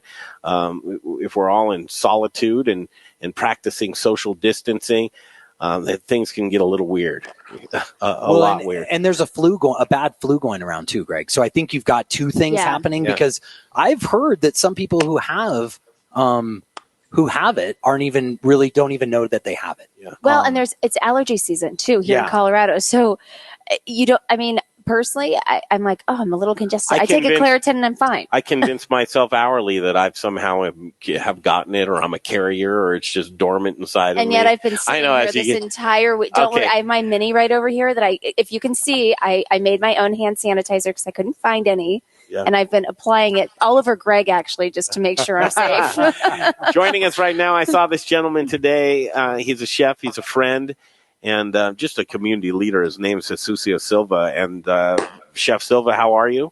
Good. How you doing? Good to see you. My wife is here with me too. There's the missus. Hi, guys. Hi there. Hi, how are you? Good to see you. Good to see you. Thanks for coming on. We've had the pleasure now. This is the third time in less than 24 hours. I was looking outside. Is it still light outside? But I guess it is, because it's sunlight. looking right behind you guys, as we're trapped in the bunker right here at the Modern Eater Studios, and just trying to make our way through a day of mass exodus and layoffs, of just heartbreaking and heart-wrenching. As Brother Luck probably said it the best today in a video that he put out on his social medias, we didn't even do anything to deserve this. Where do you go from there, guys? I don't know. I mean, it's nobody's fault. We all know that. But it's everybody's problem. So we have to go and try to find a solution. So that's the only way to see it. Is I mean, how are you gonna blame this? It just happened, and now we have to go and look for the way to come back, right? Yeah, I'm acutely aware of what Brian was saying earlier. That we can try to say, all right, let's just defer payments to our wholesale suppliers, but they've got inventory that they're stocking as well, and their jobs are riding on it as well. So I know I spent a lot of time today on the phone, talking with QuickBooks, talking with T-Sheets, talking with all of our suppliers, and just asking for terms, seeing what everyone was willing to work with. But it wasn't I need you to do this. It's what can you do? What was this together? Yeah, what was the temperature out there? Are folks willing to? I mean, I'm sure, right? I mean, from the beginning of time, my mom, she used to say to me, "You can't get blood from a stone." Yeah. Yeah, and I think a lot of the vendors in the larger food service community understand what's going on. And some said, "Hey, can you make a payment on your oldest invoice?" Some of them said, "Yeah, let's extend to 90 days." Some of the bigger kind of bookkeeping software, again, like QuickBooks, T-Sheets, I would approach RSI, see if they can extend credit, and let them know that you're either shut down or you're really heavily impacted by this and you need some help. Yeah, the reality is that you'd probably like to be in this business still when the smoke clears, and you can't have the marks on your name there. Maybe if you guys were moving to the Bahamas to scrape barnacles off the bottom of a boat or something like that, but you got to continue on in this business, and you've got to be able to. It's just difficult, because I think at this point in time, not only you guys, but everybody's faced with, what bill do I pay first? Well, first we have to take care of, we have to eat first. We have to pay our rents. We have to pay our mortgage. We have to start with that, because otherwise, when this is over, what are you going to be on the street? And there's no way that you come back, right? So you have to take care of yourself first. Make sure you're doing well. I mean, you need to be happy and ready to come back. I mean, all this time we're talking about I mean, working in the restaurant industry, we are the strongest and everything. Well, this is the time to show it. To show how strong we are, and it's the time to come back strong, and it's the time to keep fighting for this. I mean, it's no option. So, some real questions here. You have food hall restaurants, a lot of them. What's it going to look like? I don't know. We have to figure out how we're gonna come back, and which of them are strong enough to come back. We're very positive. I think working with Mark right now, that's what we were talking. Mark Shaker, he's very positive that we're gonna come back strong. So I mean, today is the second day, like you've been saying. It's the second day of this, so a lot how positive we are. I hope doesn't disappear in the next 5 or 10 days, because it's gonna be 90 days. Well, and I think that's where the shock is right now, right? Where everyone's still in shock over this. But we have to be cognizant, and that's why I think we need to continue to, Chef, have you and your lovely wife on and have people from our community. And I was just thinking about this too. I mean, you're letting us into your homes through video. I'm jealous. They're all wearing white and look angelic and have a big glow behind them. How intimate as a community are we? I mean, that's really, really exceptional. And that we are basically in your house with you right now. Show us around. Can we get a tour? Can we get a tour of the house? Did you do the laundry? Is there stuff Jay on the floor? didn't. We saw that. But you know, we have to keep lifting each other up and supporting and asking these questions and having this dialogue go on. Rebecca, you're right. It's grab a laugh where you can get one. Yeah. You know, goose each other when you can. Guess what? Chicken butt. Well, okay. Well, here's an interesting thought, though: is maybe this is a time to go meet your neighbor. Right. You know, this has all happened at social. Well, but no. Listen, it's one neighbor. The reality is, and what I'm trying to say about this is, I feel like our nation has become so divided over the last few years, and this isn't the time for something, in my opinion, like this to happen because of the fact that we're already not wanting to find common ground. Yeah, we're already so divided that maybe right now what we need to do is a food exchange on our block. Yeah. You know, where I mean, and I know that that's going against everything of staying away from people, but at some level, we can't be afraid. We have to realize that maybe it's this high. I don't know this. Somebody threw this at me today. But 8 out of 10 people will get it and won't even know that they have it. Right. Or may have already had it. So the more we have this fear and anxiety and stress that's built up about not, you know, it's that whole thing. We come from different places. I know when I was a kid, I got chicken pox. Everybody in the neighborhood came over to get chicken pox. But they're not shutting the world down because the tooth fairy's on the loose, you know. Well, sure, but I mean, I know that, and I'm respectful because remember when it was shutting down and everyone said this is ridiculous, the flu kills more, but the reality is this spreads 10 times faster than the flu, and that's why they were shutting things down in the way. But again, it's this unknown. Be smart, people. I mean, here's my next door neighbor actually is on the construction side for snooze, and we literally have joked about putting a gate in between, like cutting through our fence to make a gate to just go back and forth while this thing takes place. But we plan on being outside together and sharing meals and laughing and sitting in the fresh air and, you know, just continue. We can't hole up. So we have to be cognizant of our situations, but also engage in any way we can and help in any way we can. Chef, you spoke a lot about that. I want to say one thing because you say construction. This lady's been calling a lot of construction people because she works in that industry and is trying to find places for a lot of the chefs and people who work in our industry. So she's been doing a lot of. You didn't tell them what you're doing right now. Yeah, I wanted to come on just to say that, you know, there's been a labor shortage in construction for a couple of years now. And through my work as a controller in real estate development, I have the phone numbers and contact information for, you know, a lot of drywallers, of framers, of window installers, you know, up and down the list. And so I took the opportunity today, reached out to a couple of restaurateur friends spoke with Elise Wiggins, spoke with Dan Sparka over at Mercantile, obviously talking with Jesus, Jeff Hickman, and Adam Bureau, and had said, hey guys, who do you have in your kitchen that needs work and that has a construction background? And, even if they don't have a construction background, who's hungry to work? And, from there, I've started to compile a list. And I think that that's important to remember right now, is that people just need work. And let's put them to work wherever we can. Find some connections, whatever you can do. And, of course, the whole economy is taking a blow right now. And I understand that. But there is opportunity out there. And do you have links to that information that we can put on our food service emergency group and groups all over the place, actually? I'm certainly happy to give out my personal information so that people can contact me directly. Careful what you wish for. I've done that. Well, you thought things are weird right now. Can I ask, though, are they limiting construction job sites because of, some big commercial sites have over 200 people on site? Is that an issue right now in the construction world?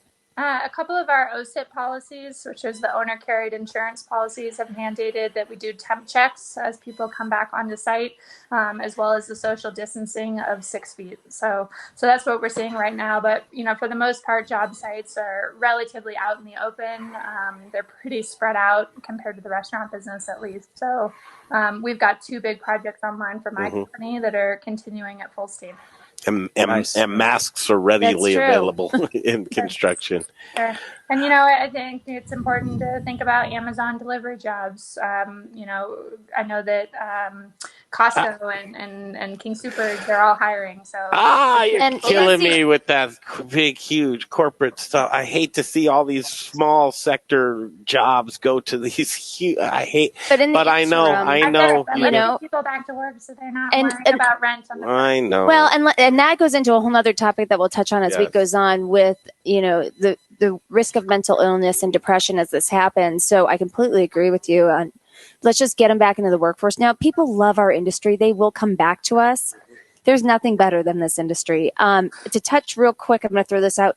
Izio Artesian Bakery is hiring for production, packaging, and I can't read my writing here, so forgive me, but cool. They are hiring. I believe I shared it. I will reshare it on that site again that we have. So there is an opportunity right now for people to get back in. I saw somebody post on the link that was sent to me that they start tomorrow. So, let's get our workforce back there, and then let's entice them back as soon as we're ready to rock and roll. Okay. Guys, before we let you go, I know you want to get back to whatever that's what I want to ask you. The new normal. What is the new normal? What's life going to evolve into you guys for the next couple? Baby making. That's the funny part, man.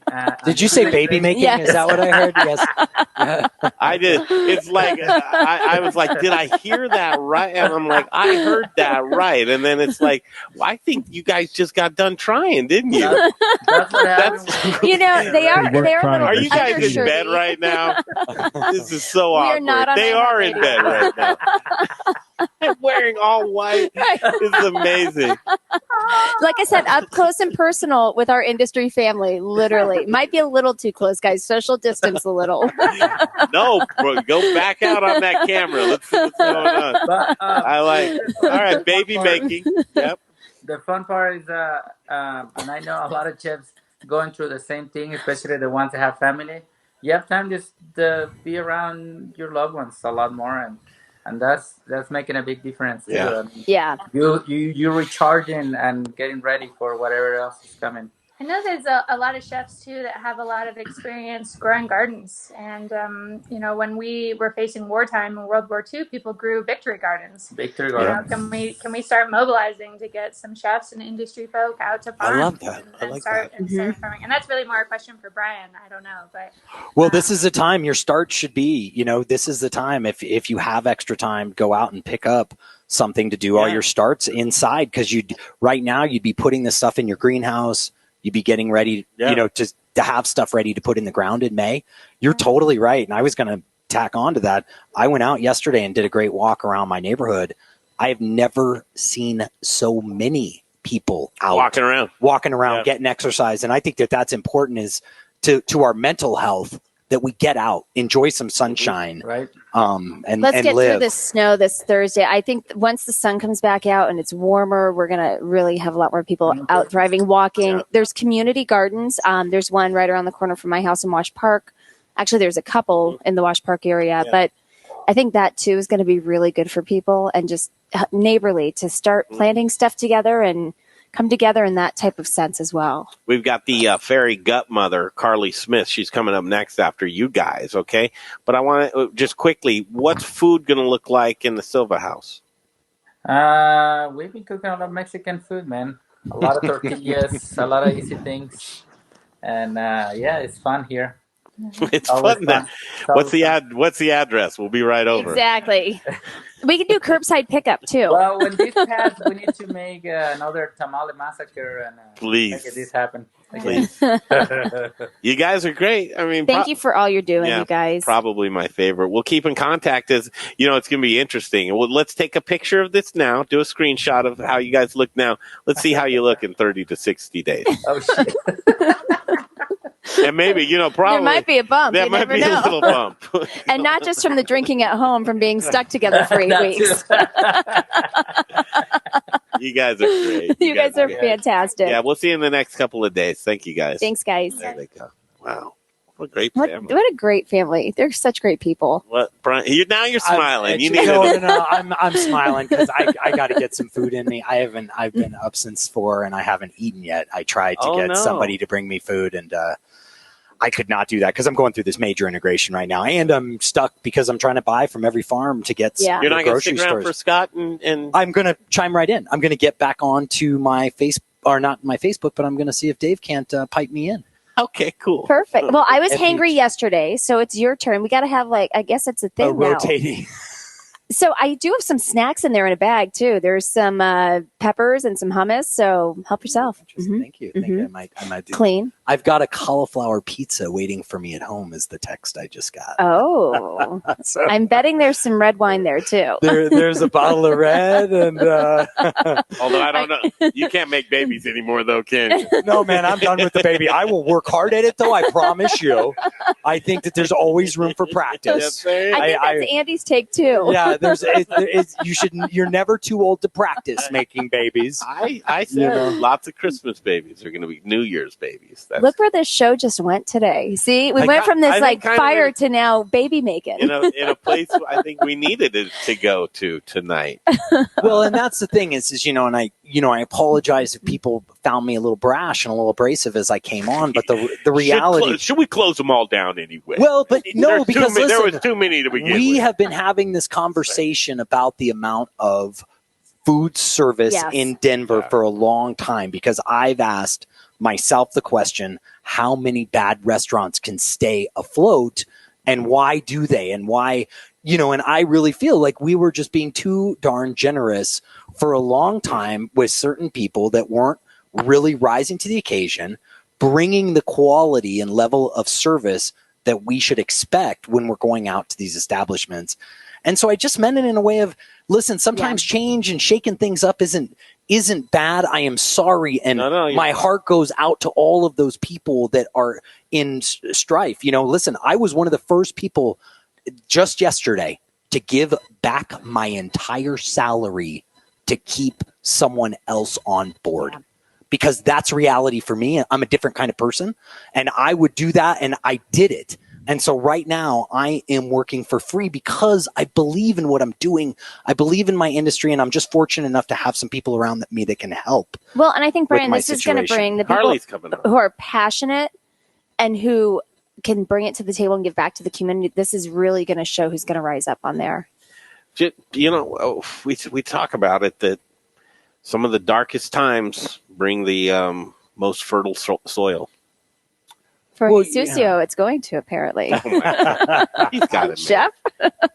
Well, but I think, through times of adversity, it shows all of our character. And, one of the things I've always said in my life, it's not about the mistakes that we make, but how we recover from those mistakes that determine our character. Mm-hmm. That is something that I have said day one of owning a business, because it's recognizing and having a heart that people are going to come on. People are going to try to learn what you're doing.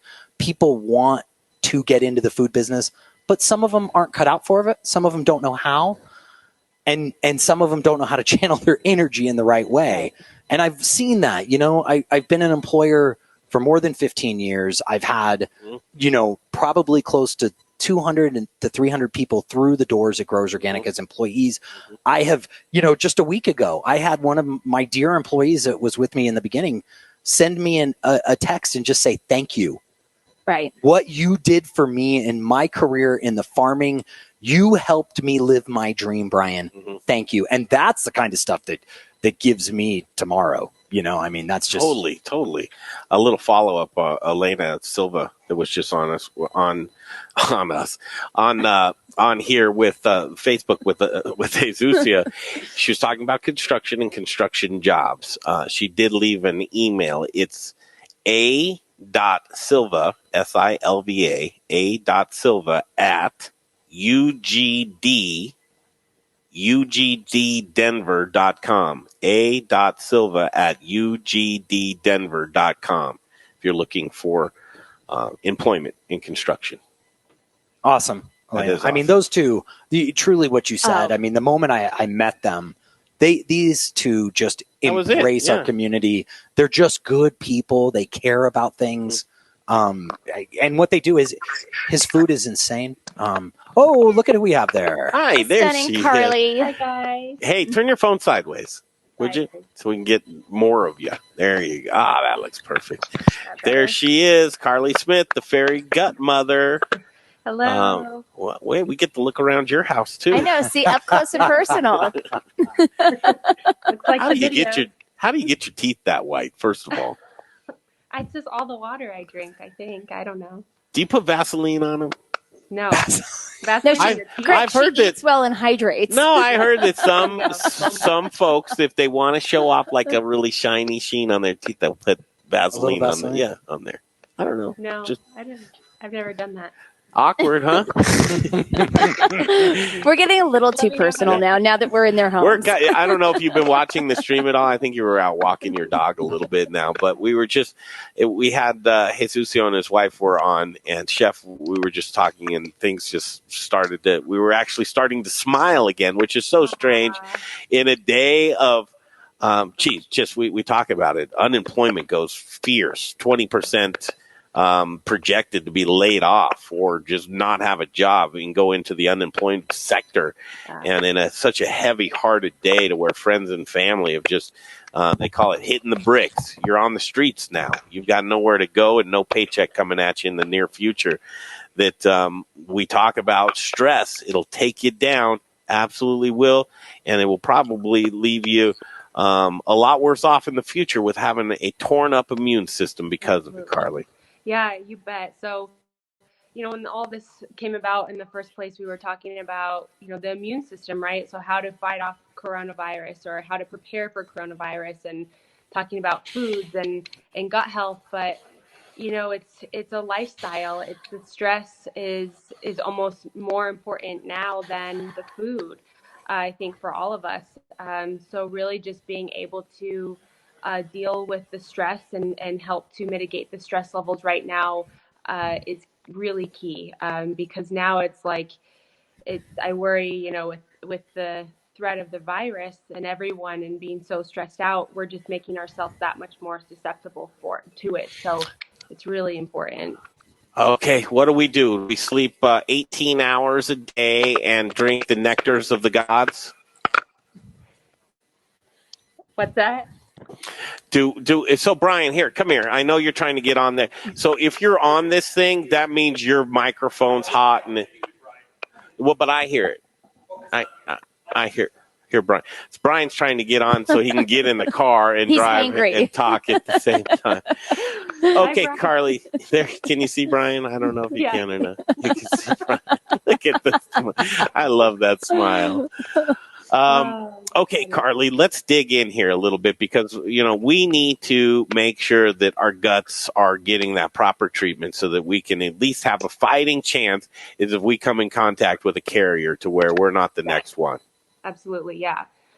So, a couple of things that you want to think about, definitely the stress management, right? So that's key. So it's not like we can really change the situation that we're in, but it's really learning how to adapt and find ways to kind of find comfort in the discomfort, right? So, one of the things that I've really learned from Lyme disease is not trying to worry so much about the future and not trying to, get wrapped up in what's going to happen and how long is this going to go on, because that's not a good place to be in, although they're great questions and it's what we think about, but that's what's just going to help to perpetuate the stress. And so what really helps me when I get into that zone is, what can I do now to make actionable changes in my health so that I feel like I have a little bit more control, so that in a situation that is so out of control, what can I do right now? And so that's where the meditation comes into play, and the choices of the diet and the lifestyle come into play.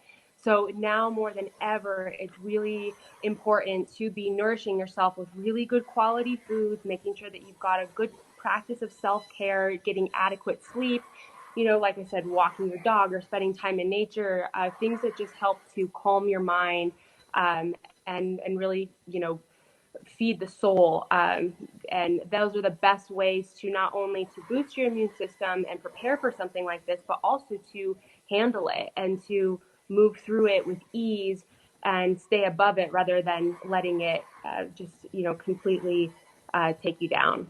Yeah, you're not coming out of a place of where this is just something you came up with in the past couple of days and you're trying to do an information or money grab or anything else like this. Back up to Carley Smith, diagnosed with Lyme disease, and let's talk about that, to where how that actually applies in your life and how that's applicable to today and what we're seeing here as we all battle coronavirus. Definitely, yeah. So, I know that coronavirus and Lyme disease are two completely separate things, but I feel like what I learned going through it has really helped me handle this situation and even prepare for this. Because some of the similarities are that there's a lot of uncertainty that I didn't know if, it was something, like I said, was I going to have this forever? How long is this going to go on? How bad is it actually going to get? And so those types of things were, all that information I kind of had to put out of my head and just focus on what I could do and today, what I could do starting now. And that was take better care of myself. That those are things that we can all be thinking about today as we think about coronavirus. And maybe we're all in our homes, and kind of not really sure what to do. We can start thinking about making dietary changes and looking at our diet and our lifestyle, and where can we maybe make some healthier choices, so that when things like this does happen, we feel a little bit more prepared. And that sort of turns the fear of Lyme disease into trust. That instead of being afraid that Lyme was going to control my life, I now trusted myself and the process, because I was taking the steps to take better care of myself. I was healing my gut. I was boosting my immune system. I was feeling better. And so then I knew that, okay, I can handle this. And it honestly just took the control back, and I felt better about it. So, it's like I said, Lyme isn't corona disease and the coronavirus, and I totally get that. But what I've learned is definitely applicable here as far as the actions that you can take to help feeling better today. Mm-hmm. You put out a lot of great content. You have a YouTube channel as well. You also do a lot of writing too, and recipes. I love watching your videos of recipes, and you do such a great job that you also demonstrate the recipes, but you also put out what is that recipe in writing, which I appreciate as well. It's so easy to make. I know I've commented to you a million times, and it really is. It's the quality of ingredients is very simple to pick up. The prep time, the cook time is very quick, and it's delicious. What I love about you, Carley, is you do have a plan for, she's got her business plan that you sign up for and you're part of her program, but she offers so much free content online that you're such a great resource to people in general and for health. And I personally really appreciate that. And I know the community does too. Absolutely. Yeah. How do people, Carley, how can people find some of this information and learn more? Sure. So basically, all my recipes are available on my website, fairygutmother.com, and then, of course, that's on social media at fairygutmother. Like you said, Instagram, Facebook, YouTube. So I put most of my content is basically all free for everybody, and I make my recipes super simple for everybody. I think there's a misconception that eating healthy and cooking has to be difficult, time consuming, expensive. And it's really not. Just choosing good quality ingredients, and it doesn't have to be all the time, and it doesn't have to be a complete overhaul either. Just little tiny changes can add up to make a huge difference. She turned me on to fennel. I put fennel with my turkey sausage and some egg whites. And I do fennel in salads. I do it with the chicken now. I made a soup with it. So, and I would have never bought fennel before. Now you're a fan of It's fennel. always in my fridge. I know. I love fennel. But it's intimidating. Stuff like that is kind of like fennel especially, because it's so funky looking. Like, what in the world do you do with this? But it's amazing all the things that you can do. And you can cut up the stalks and put it in potato salad and, use the little leaves as herbs and garnish. And so, yeah, lots of fun things. I love fennel. So good. Yeah. So we're trying to go through those silver lining moments, Carley. Yeah. And a silver lining that I see with you anyways is, first of all, I can't wait to see the kind of content that you're going to come up with in the weeks ahead as we, kind of seclude ourselves down. And, I don't know what to do with myself right now, Carley. Would you mind just showing me what I should have my day look like? Would you document a day of like, here's how you can live a low stress day, and this is it, like from the beginning of the morning to like tell me what should I eat like right away? Should I do the juice something or celery juice, and then should I go do some yoga? People are going to want to like change their regimen. And they're going to be bored out of their minds and ready to kill their spouses. Something new. Yeah. Don't kill your spouses. Carley, that's a serious thing. Take us through what a day of low stress, good gut health would look like during coronavirus, and I'll be the first to watch. Well, yeah, I mean, and it really is, it's different for everybody. I say, like, I give a lot of different options, and then I really encourage people to just choose what works best for you. And like I always recommend yoga, but I know yoga isn't for everybody. But what I love about yoga is that it helps to connect the mind and the body, and you're breathing and you're moving and you're really just getting out of your head and into your body. There are other ways that might work better for you to do that. And so if you like, walking or biking, hiking, or meditating, just sitting and breathing and counting your breath, that could be a form of meditation. So finding what, I kind of give blanket statements, and then it's just picking and choosing which ones work best with your routine, and kind of personalizing it, right? Because there's no one size fits all approach. And that's true in diet and lifestyle and anything. And even with gut health, and I talk a lot about the gut health diet, and I'm actually working on a program right now to put online for like an 8-week program to help people through gut health with diet and lifestyle and all that stuff. But I give a diet, as kind of an overview, but all the kinds of foods that would fit into this diet. And then you can choose how those, pieces work into your diet. So it's very customizable and flexible, but making sure that you kind of hit all of those pieces are what's important. I am getting a phone call right now from Miss Sonia Riggs from the Colorado Restaurant Association. I'm going to step off mic for just a second. I'll continue to chat with Carley. And then is Brian able to speak as well? Because Brian had some questions too. Carley, I'll be right back. Okay, sounds good. I see Brian. I don't know what he's doing. Hey, Carley, I'm not sure if you can. Can you hear me now? Dave got me live. Excellent. I have you. Hey, Carley, great to see you. I was curious if someone could do one thing, just one thing. What would you encourage them to do? For gut health or for coronavirus preparation? For gut health, yeah. For just overall, more on gut health. What would be the one thing that you would say to everyone? Change this now.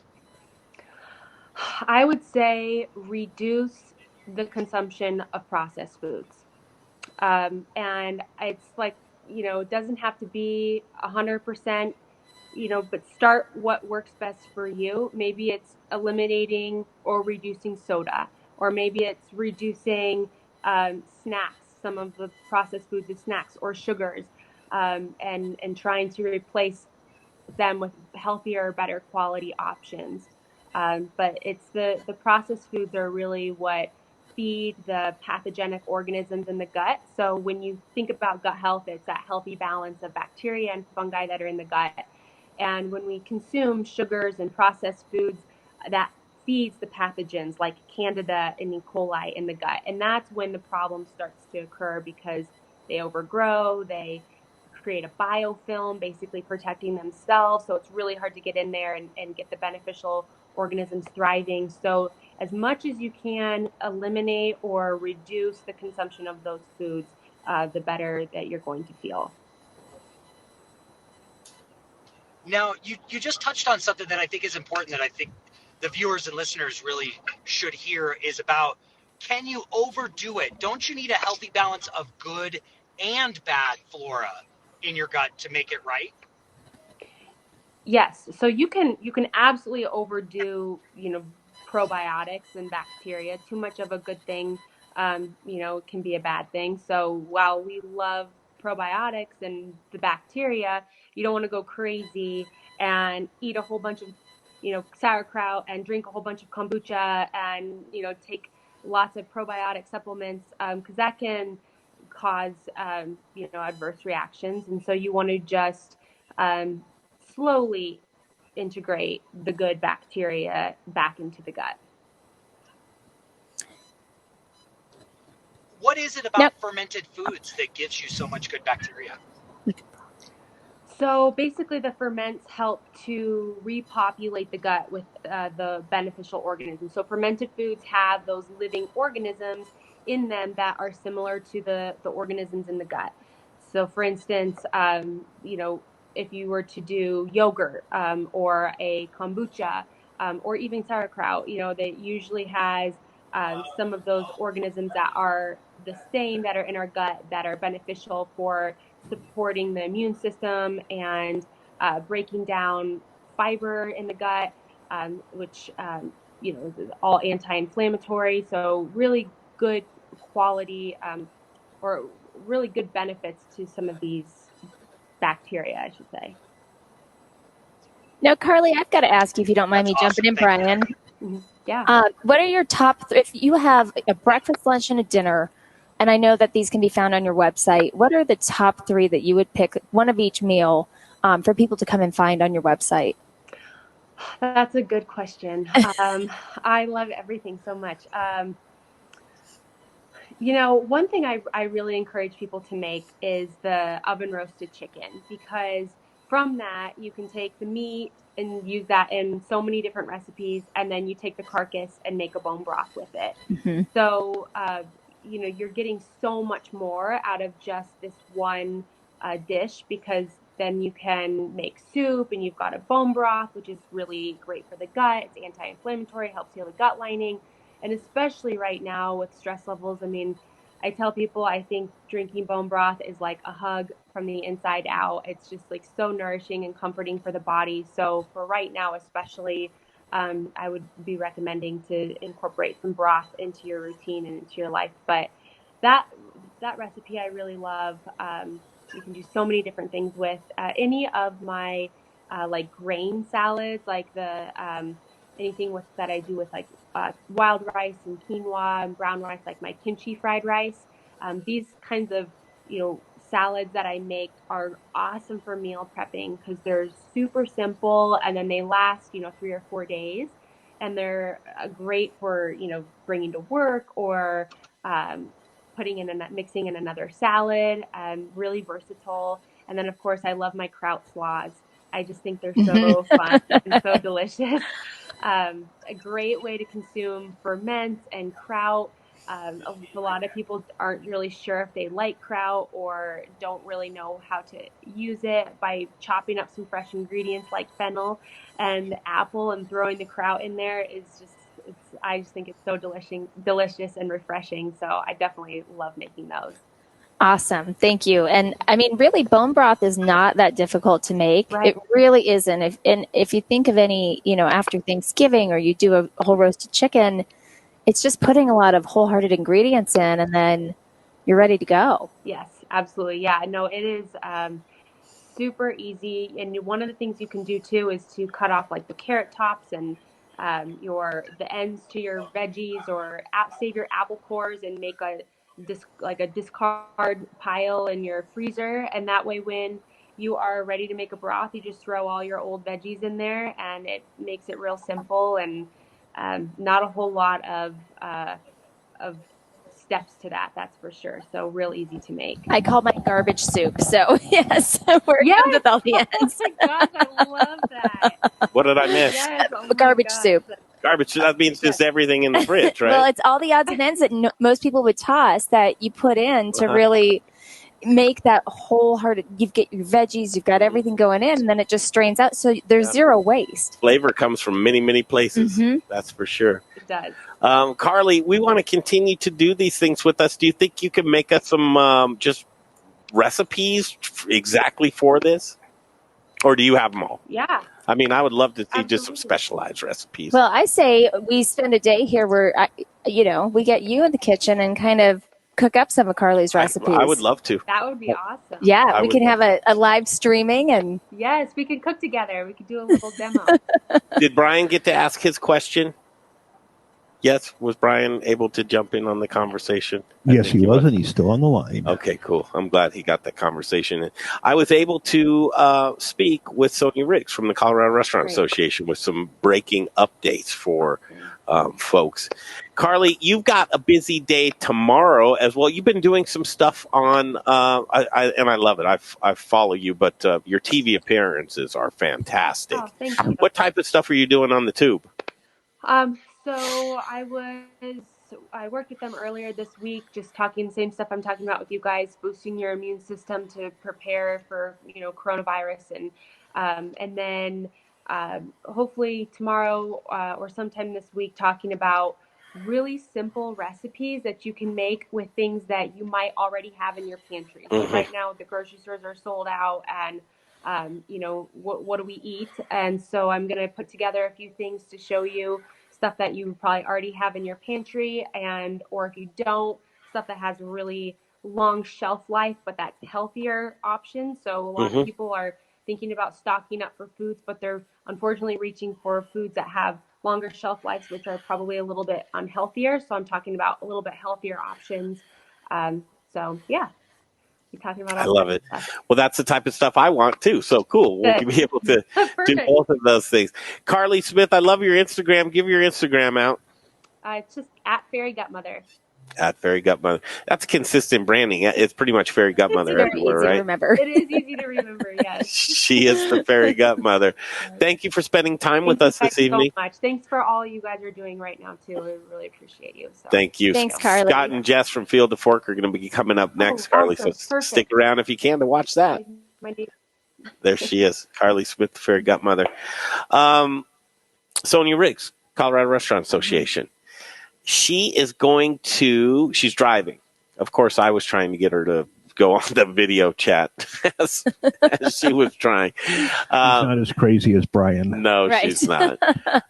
So she's going home, getting settled in, and she has an important message for all of us. Wow. I'm on pins and needles here because we've been waiting all day for an announcement. Usually we've got 2 or 3 by now. We've got a scoop right now from Sonia Riggs from the Colorado Restaurant Association. Think about it. If she's going to join us in about a half an hour, 8:15 in the evening, she's working and thought it was important enough for us to get that message. That's pretty big time. Yeah. Again, broadcasting live from Studio Kitchen, Colorado, Rebecca Berry and Greg Hollenback, Dave Avery here, Brian Freeman on his way home to the Brian Freeman bunker. Big announcement coming up. Stick around in about a half an hour. Sonia Riggs from the Colorado Restaurant Association. All of you folks that are unemployment, it's not the unemployment line anymore, but the unemployment trying to check in on the Colorado website that can be a nightmare. By the way, save your work on that Colorado website every 2, 3, 4 paragraphs just to make sure that it returns if it all goes blank. Sonia's going to visit us, and she's going to speak directly to those that lost their jobs and what actions are being taken right now on the local, state, and federal level to be able to recoup whatever we can for the loss that took place today. And that's a big deal. Today is March 17th. It is St. Patrick's Day. You wouldn't know it unless Rebecca was wearing green. Well, I had to bring some green cheer into here today. We couldn't just be dark. And you know what? I even did my hair today compared to yesterday. It's a big day to try to keep the excitement going. I thought you were going to wear local hats. I was going to wear a local hat. I only have an Angelo's hat. Oh, okay. So give Rebecca hats. If you send me a hat, I'll wear it. We'll wear it. It's a great point. And I say day 2, right? It's day 2. We look like we've been cooped up for, you look at me, it looks like I've been in jail for 4 years or something like that. But the truth of the matter is it's going to get even stranger. And I can only use the word strange because that's the time. Again, New Cut Road is what we're facing here, and the new normal is starting to settle in. The only thing that is for certain is uncertainty. Rebecca. And the fact that I'm stuck with Greg for the next 8 weeks. If you can do it, I don't think you can. Let's put bets on that one. There's no sports betting going on right now, but can Rebecca go the long haul? I don't know. What do you think, Dave? It depends if you're the only source of food in town with your connections, Greg. The problem is I have a full bunker. That's right. Just don't let. But I'm not telling anybody where I live. Don't let anybody know. If you're watching this broadcast from any other page, Facebook page besides the Modern Eater Facebook page, go on over to the Modern Eater Facebook page. Watch this live stream. When Sonia Riggs comes on, we will take questions to pose to Sonia.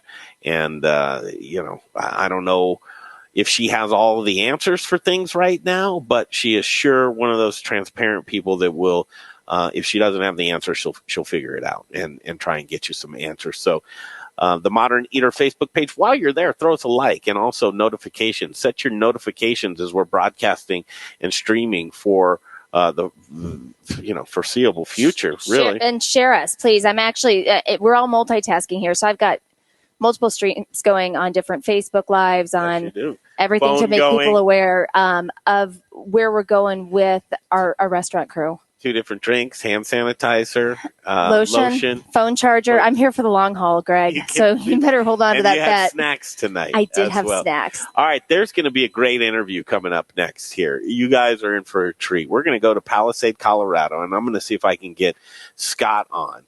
Scott from Field to Fork Farm. Scott is a gentleman who is not afraid to speak his mind, and he is farmer and soil to have you ever had an opportunity to meet Scott? I believe I have, but I'll know more with the face. That we've had so many people come through, actually, the last, 6 months or so that I've been here? Yeah. Kind of as a regular. I can't promise you he's going to be on his best behavior. Yeah, we haven't been either, so. I do want to know what this is. Yeah, but he doesn't have to comply with the FCC today. He That's does true. not have to. And, of course, if he's not too bad, he might get you demonetized. Well, we don't want that either. I mean, that's doing it. That's taking its own course on its own. That's true. Dave. Dave, you're funny tonight. I tell you what. You're no Jay Parker, but you're funny. No, we appreciate you guys hanging in with us. All the comments that we can have would be phenomenal. We want to know what you need to know. Real quick, as you're kind of getting them in, since we've got Sonia coming on, another question came in. Let me find it. I apologize, you guys. What does the American Workforce Act, COVID-19 furlough entail? And I think that's something that we need somebody who's more of an expert on to really dig deeper as we go through the next few days and weeks on that. I personally cannot answer that, but we've put it out there, and we'll make sure that it gets to the right resources. Yeah, and Sonia might have some idea of that. And I think the timing's perfect. Let me see, guys, as we're working through here. We're working on the relief and support. That's the biggest question that everybody's having as far as keeping people on the payroll. And I think right now, do insurance policies typically cover anything in this situation? That's something that we can find out. So we are definitely putting our feelers out again. So, email us, rebecca.berry@forth.com, greg@themoderneater.com. We've got the Modern Eater Facebook page, our live stream, both of our Facebooks. We've got all the resources. Yeah, again, this is what it is, you guys. And they'll be continuing, but it's day 2. It is day 2. And I know I don't say that to be daunting or even taunting or but understand, if you're not getting really, you're not paying attention, because right now things are changing moment to moment, minute to minute.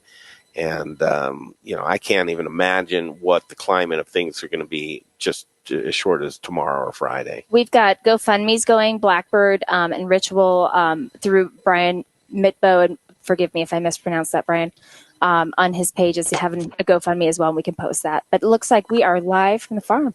Hey, there it's the farm. Scott, can we hear Scott? Going on, guys? Hey, turn your phone sideways so we get full value of you, man. What on the audio again? No, the audio's perfect, but turn the phone sideways. Cool. I'm in here. It's just sunset here. Scott, turn the phone sideways. Oh, hi, Jess. Cool, man. What's the plan and what's the haps? We came to you for that. I mean, we're trying to figure it out as well. What's the plan and what's the hap? Here's what I know. Always beautiful in Palisade off the Field to Fork Farm, and joining us right now is Scott from Field to Fork Farm. Scott, can you turn your phone sideways so that we get? Can you turn your phone sideways? Can you hear like me? this? Yeah, let it even itself out. Let's see if it does. No, it didn't. I thought it would. It wouldn't. Go back the other way, Scott. 360. You probably would have to rejoin the screen. I know. You're fine.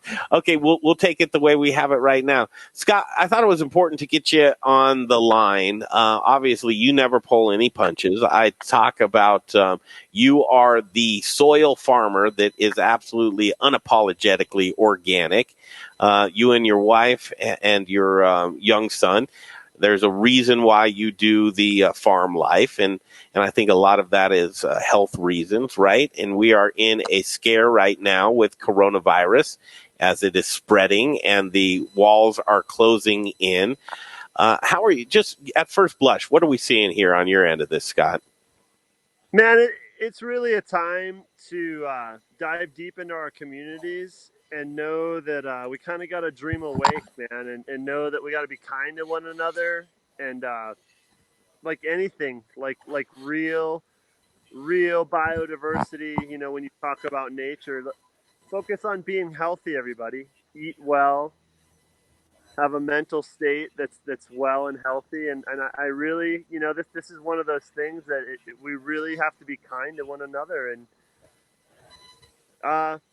your local farm, your Colorado farm or your near farm is going to be the system that takes care of you in the end of all this, and even if this thing passes, let's say July, we're lucky. I mean, believe it or not, we're contacting some farmers markets that we're signed up for and have done, and maybe even no farmers markets in the summer. I mean, that's just staggering. It's devastating. Mm-hmm. Yeah. First of all, fantastic introduction. Can you spend just a couple of minutes on your farm, what you guys are producing, just basically what you guys do? Yeah, we're a 4-season farm. As you can see behind me here, that's a start house. We're about 11 and some change of hours of sunlight right now, but we're a 4-season farm. We have almost an acre in just hoop tunnels. We don't use heat with those because we grow cool, loving crops. Kale, lettuce, spinach, stuff like that. We got carrots coming out, Hakurei turnip, radish. Tomatoes are in the ground. Like I said, we don't use much heat in the way of, we're and I are not from wealth or anything like that. Farming is our total passion. And we do believe that especially here in Palisade, the warmest place in the whole state, we got a really great opportunity here to produce food as early as we can get it for Colorado. Does that make sense? And absolutely.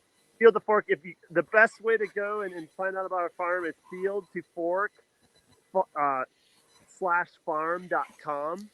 Field to Fork /farm. There's a great video there, and that kind of our mission statements there. And short and simple, man. Live well, eat well, and do well for the planet, right? Absolutely. Scott said something key that we've been talking about, which is passion. And that's what's going to be such a success in the end for all of us. And Scott, I appreciate your passion and what you guys are doing for what you love. And it's just key. That's incredible. Where your food comes from, right there. Yeah, exactly. And you guys down there too have a lot of farms, and that's the thing. Here's our start house. This is our only heated house. It's about 35 by 12, so it's pretty small. But peppers and zucchini, lots of tomatoes, and heat-loving stuff now. But in the houses out there, it's all cold-loving stuff, man. And support your local farmer. Support, even on an urban scale, support someone in your neighborhood that has a large garden, because you'd be very surprised how much food you can grow in just a 25 by 25 plot. Dive into horticulture. Dive into agriculture. Keep some hens. Do it, man. Do it. Life's too short, and we're in a changing world ever so. And keep your health, keep your family time good. On all this shutdown stuff and this social, downtime, enjoy it. It's one of those things where look at the people you're around and really know that you can make a difference. And no matter what, our grandparents have been through world wars. Guys, a good attitude is the thing that's going to be triumphant in all of this. Yeah, we were just on the line with the fairy Gutmother, Carley Smith, talking about gut health and trying to get that immune system built up to be your number one defense. When I talk to you, I feel like my stress level just goes down, Scott. It just, you bring my stress level down, you bring my happiness up. I get a smile on my face. I see all that delicious food in front of you. But what's happening right now really is sobering. What we're seeing, the bloodletting of the jobs, the layoffs, the unemployment skyrocketing, the uncertainty of our future, the demand of stress. It's just there. It's honest. It's daunting. Life is changing moment to moment. The new normal is I talk about it. The only thing that's certain right now is uncertainty. Let's talk business, Scott. How is farming changing? Farming's changing before all this substantially. For anybody to think or feel that they can grow just hectares and hectares and millions of acres of the same crop and grow ingredients instead of food, that's not health, man. You know what I mean? So I see a lot more smaller farms in the picture, growing vegetables and fruit and plant-based. I mean, plant-based is on a calorie, on just like, how many pounds of grain does it take to get 1 pound of heifer? And I'm not saying by any means, totally vegan, no animal, eating, but man, plants have a significant strategy and advantage over keeping, animals in a feedlot. Yeah. Is the family somewhere in rural Colorado or somewhere like that, that have grass acreage of cows, doing it right, man. But the reality is we can't all have our prime rib steak or whatever we want 24/7. And I really believe deep in my heart that this doing without is going to bring us all closer together and all really make us examine where's the BS and where is, does it matter? What's more important, paying high dollar for food that fulfills you, that gets your gut in a way where you're going to live and live well and take the onslaught of any virus or anything to head your way? Or is your cell phone important? Or is it the SUV you drive? That to me, that's what I see happening. I really see, an alignment with our social values, our true values, man. And so back to horticulture, I get a little spiritual sometimes. It's changing so much so much. I think the small farmer and the mid-sized farmer is going to play a huge role in local economies, in feeding the world. You know, you always hear kind of the GMO people and the people who are in larger ag, kind of where we're at today. Oh, I got to feed the world. I got to feed the world. The world will be fed by you and I and our hands and our community. Good stuff. Powerful. What's the ways to purchase produce is changing as well. Yeah. How do you see that the migration of that?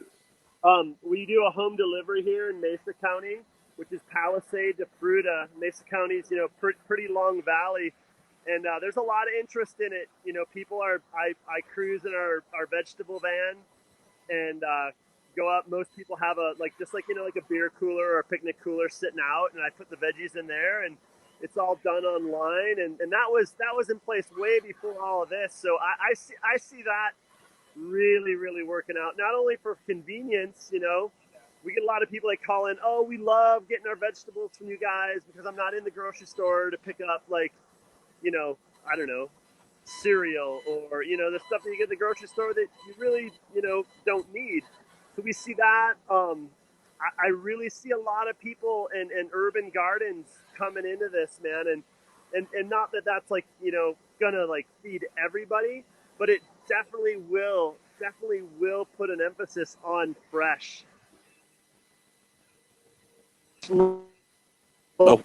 Produce is good. I mean, when something trucks or roads for even 700 miles, not to mention 3,000 miles or more, that food's tired. That food's really not nutritionally there anymore. Does that make sense?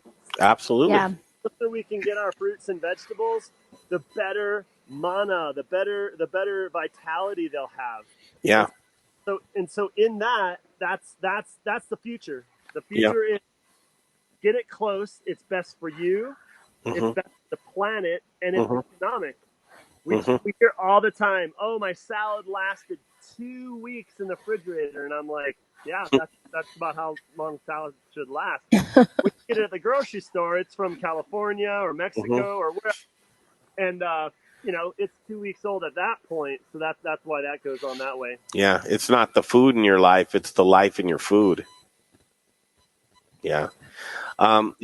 Speaking to you, it's interesting because are the trucks still picking up produce? I don't know that. We go real direct. I mean, Brian at Growers helps us out, and we do sell to him in the peak of the season. This time of year, like I said, it's just over an acre we have in different hoop houses and polyculture. So, you know, we do a home delivery CSA. That's all, you know, gone for highest increment there. I did hope the timers just went out in the greenhouse. I have noticed we're in everybody's house. See the interstate a good deal away. I'm gonna go to the light. We can see the interstate a good deal away, and I have noticed that, you know, overall commerce and traffic has slowed down a lot. Oh, you have noticed that, yeah. Also noticed, and probably, you know, it's a little different here in the city, but people are actually going outside right now, Scott. It's kind of weird. Outside is the place to be. Yes, and like you know, reduce your stress. Grab your skateboard and get a doobie, right? He left the show one time saying, "I'm gonna get my skateboard and get a doobie and run off and get my." Not such a really bad idea, right now. Uncensored show today. Right? I love it. I know. Why not? Scott, what else do you want to say to folks right now, especially about their food? It's, you know, one of the things that strikes us most, especially about Americans, is the security. Food insecurity is something so new to folks. Right now in grocery stores, it's an odd scene. Do you see it evening itself out? What do you see, Scott? As far as the perils of our food supply and our chain, I have no idea. But what I do know is that every single one of you out there, make a relationship with a small farm in your community and really understand what it takes the back that breaks, the hands that are calloused, and that there's people out there taking sunlight, water, and soil and making food for you and put a higher worth on that and make a relationship with these people, support these farms. And I think if that goes on, we're not worried about it. I mean, you see this a lot, like when hurricanes come through places, the shelves go. If the trucks don't come, the shelves empty. But think of a world where we were more connected with the small farms and our own knowledge of horticulture and gardening, and imagine that. I like it. I like it a lot. What's Jess doing? Is she making some food? Making some din din, and the kids are zapping out on video games. There they are. Lego World or something. I've sat on that couch. I've drank coffee in that kitchen. I love that place. It's just come out time, man. We love you guys, and just positivity, everyone. Like really understand that the scarcity mentality isn't going to get us anywhere. That we have to love one another. We have to see one another. And it's all in the earth, man. Grow food. Support your local farmer. Absolutely. Yeah, we appreciate you guys. Jess, did you get a haircut? Yeah. I love it. Looks great. Hi, Jess. Hey, Jess. Thanks for showing us your home. We've been doing home tours all afternoon and evening. I think this is going to be our norm. We're going to get up close and personal with a lot of people, see a lot of people's families with the kids home. And I think there's something too that Scott kind of touched on that made me think of something. We're very social media friendly and on all the time. That's a part of how we connect because we can touch so many people with news, with our businesses. And I think this is kind of a moment to scale back from the scariness that's going on with it. And yeah, your kids are playing video games and we're hosting from here, but take some time with your families and learn a new recipe from Carley with some of the farm goods that are coming out from your neighborhood farms and, really support local at this point and each other. Don't you think? We have to. It's going to be critical. It's paramount right now. Jess, I saw an Instagram post the other day and it was basically just saying, it seemed like kind of a na. Like, here we are at the farm, business as usual right here. I wanted to be there. That's for sure. But is life on the farm, is it changing any? I know life's changing a lot here in the city. Yeah, it's definitely, we're going through a lot right now, reevaluating, what are we going to do this coming season? Our farmers market's going to be busy. Our grocery store is going to be busy. And we just don't know. We have no idea what is going to happen in the next few weeks, and we're still kind of on edge and just waiting to find out if farmers markets will even be open. With that, I do think that farmers markets are a much better place to shop because it's open air and you're able to kind of put that distance between yourself and others if that's something that is really important to you. Where when store, I think it's a little bit harder, as people are walking around and everything. If that's something you're very, very concerned about, I think farmers market could be a great way to alleviate some of that from just being open outside with the sunshine, vitamin D hitting you, that you're, surrounded with fresh air. I think that can really help people shop. Yeah.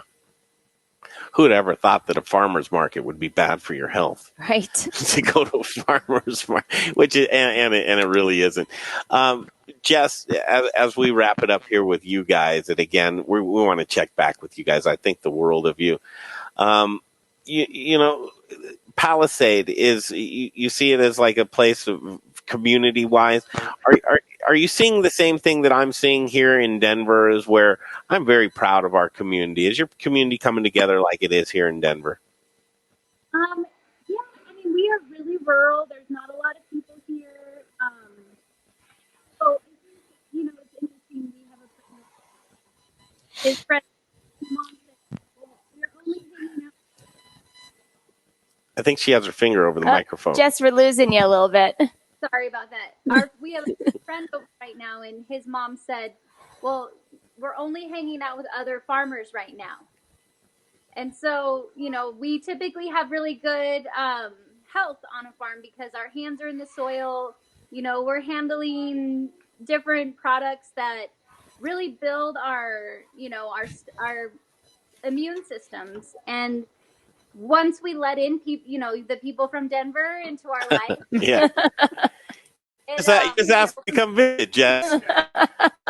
He said it's okay. You know, it's a whole new, you know, host of people, and so of disease. I understand. She knows you well, Greg. Yeah. You made me sleep outside last time. I can do it again. Hey, Jess, you're a marketing genius. I love your marketing. You do such a great job. You'll pivot. We'll all survive. We're in this together. If there's anything we can do for you guys, let me know. What's around your head there, Scott? Do you have a lamp? You do have a lantern on for the hen house, yeah. Guys. Tonight I got to get those hens in before the owl gets the hens. Okay. That's the great thing about being a farmer, especially with a small farm, is we can quickly pivot our sales. And if farmers markets aren't working out, we can offer home delivery and CSA. If that's not working out, we can do wholesale and get, you know, work with growers organic. And if that's not working out, we can work with natural grocers and Whole Foods. And you know, we're really, really lucky on our farm where we're able to quickly pivot, shift things if need be. And a lot of businesses don't have that opportunity. So I do feel very, very grateful and thankful right now. And if none of that's working out, just make one big juice out of the whole farm. It's a cleanse. Make some. Well, that's the thing. If the farm's not working out, I don't, at this point, you know, I'm 15 years in. I don't know what else I would do. You're unemployable. Maybe I'll come work for the modern. We'd love to have you. That's right. Build your immune system up, though, would you? Make sure you're floored. Well, I'll be coming from the farm, so you don't have to worry about me. Love you guys. Talk to you soon. Thanks so much. There they are, Scott and Jess, Field to Fork Farm in Palisade. Cool place to go to. Just watching, it's kind of cool to be able to utilize the technology that we have here with streaming and jumping in on people's phones and seeing what, again, I think we took a few tours in people's houses. Yeah, I know a few people a little bit more personally now. I mean, it's, I know, but we appreciate it. I mean, it's great that our community is willing to just jump on and have a chat. So I think it's great. I'm texting Sonia Riggs right now. So Sonia Riggs gave me a call about, 35, 40 minutes ago and said, I am completely sorry that I hadn't returned your call as of yet today. Top of the list, wanted to get back to you. So many things are changing. It is not being obviously unrecognized that the bloodletting took place today and many, many people are out of work and unemployed, and the unemployment is just skyrocketing, and that is being addressed right now. She had a message, and Corey Gardner is also looking at this closely on a local, state, and federal level, and she's going to come on here in the next couple of minutes and give us an update on what's transpired today in a very busy day, hoping to catch up with the Colorado Restaurant Association early and often. Obviously, advocates, and they do a lot of lobbying for restaurants as well. Yeah, Nick with them was spending a lot of time, he's head of government affairs, and just really, those guys are being worked to the core right now and trying to get answers for us. They're huge advocates, and we're lucky that we have such a close connection that we can push this information out to you guys. Mm-hmm. So streaming, and again, we're streaming as much as we possibly can just to keep connected. And today is kind of that reaction day. The Front Range reacts right here on the Modern Eater live stream. We'll continue to stream live and field any of your questions. I can tell you, if you're watching this broadcast from any other Facebook page besides the Modern Eaters, you will not see we will not be able to see your comments. So if there's a comment that you'd like us to see in today or the coming days ahead, please just go over to the Modern Eater Facebook page and look at the video from there. Also, notifications. Did you know you could go to this little bell here and then click all, and then anytime we go live, you'll get a notification. See everything. And I had a squinty face for a while because my screen was a little too big for me to be replying to you guys. So I noticed I was doing that. Dave got me fixed up. So, and in answer to Brian's question, I know I have reached out to some people on my team to feel out if we could get somebody from HR on. We would love to have somebody from insurance on. Keep it coming. I actually just got a new curbside alert. So Max's Gala Grill, starting on March 24th, will be doing curbside for lunch and dinner delivery. They're going to be working with DoorDash, with Uber Eats, with, let me see here. Curbside's it right now. Curbside's it. So we're announcing new restaurants. I mean, literally, it's going to start coming in minute by minute. They'll start for pickup and delivery at lunch 11 to 2. Dinner is going to be from 4 to 8, and that'll be starting March 25th. They'll be available on all the major platforms. They want to thank you for your support and continue another 25 years. These guys are dear friends of mine, and most of you are. And, they've worked really hard with this business, and they also just really want to enjoy this time together and be able to still push out their good food to you. Yeah. Twitter's a buzz, obviously, where a lot of people are just sounding off, but also sharing resources with each other, also sharing just the curbside, who's doing what. A lot of information is being passed along right now. Things are just happening at such a rapid pace, and the complexion of restaurants, not only in Denver but beyond, worldwide, it's not going to look the same. It's just going to change so much. There's an optimistic side of people that are saying the pasture will be green at some point again, just like your shirt, Rebecca. Yes. It's going to take some time, and the kind of the water finding its own level right now of who will survive and who won't.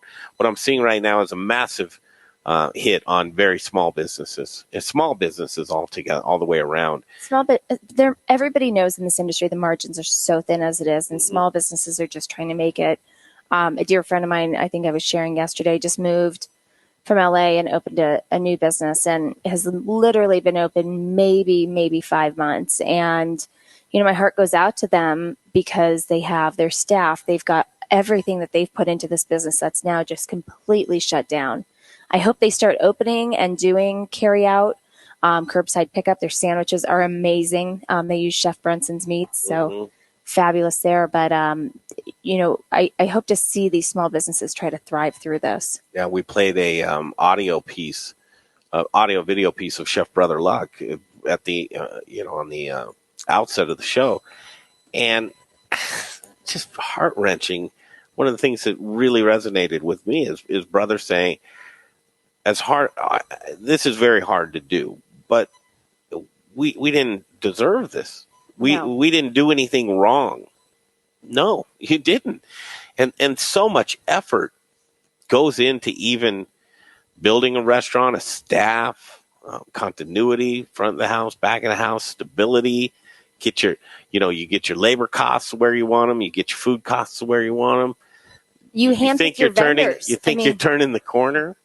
And Greg, we had such an influx in restaurants this year and just booming. And it's interesting because Brian was speaking to it was Grow and Gather, just a little while ago, and I literally last week before this hit saw a great article on this concept and reached out to the owner and said, "Hey, I just saw this. This is great. These are things I do to get in touch with the restaurants. Hey, we saw that this came out," and then suddenly we're completely wiped out, and it's just devastating.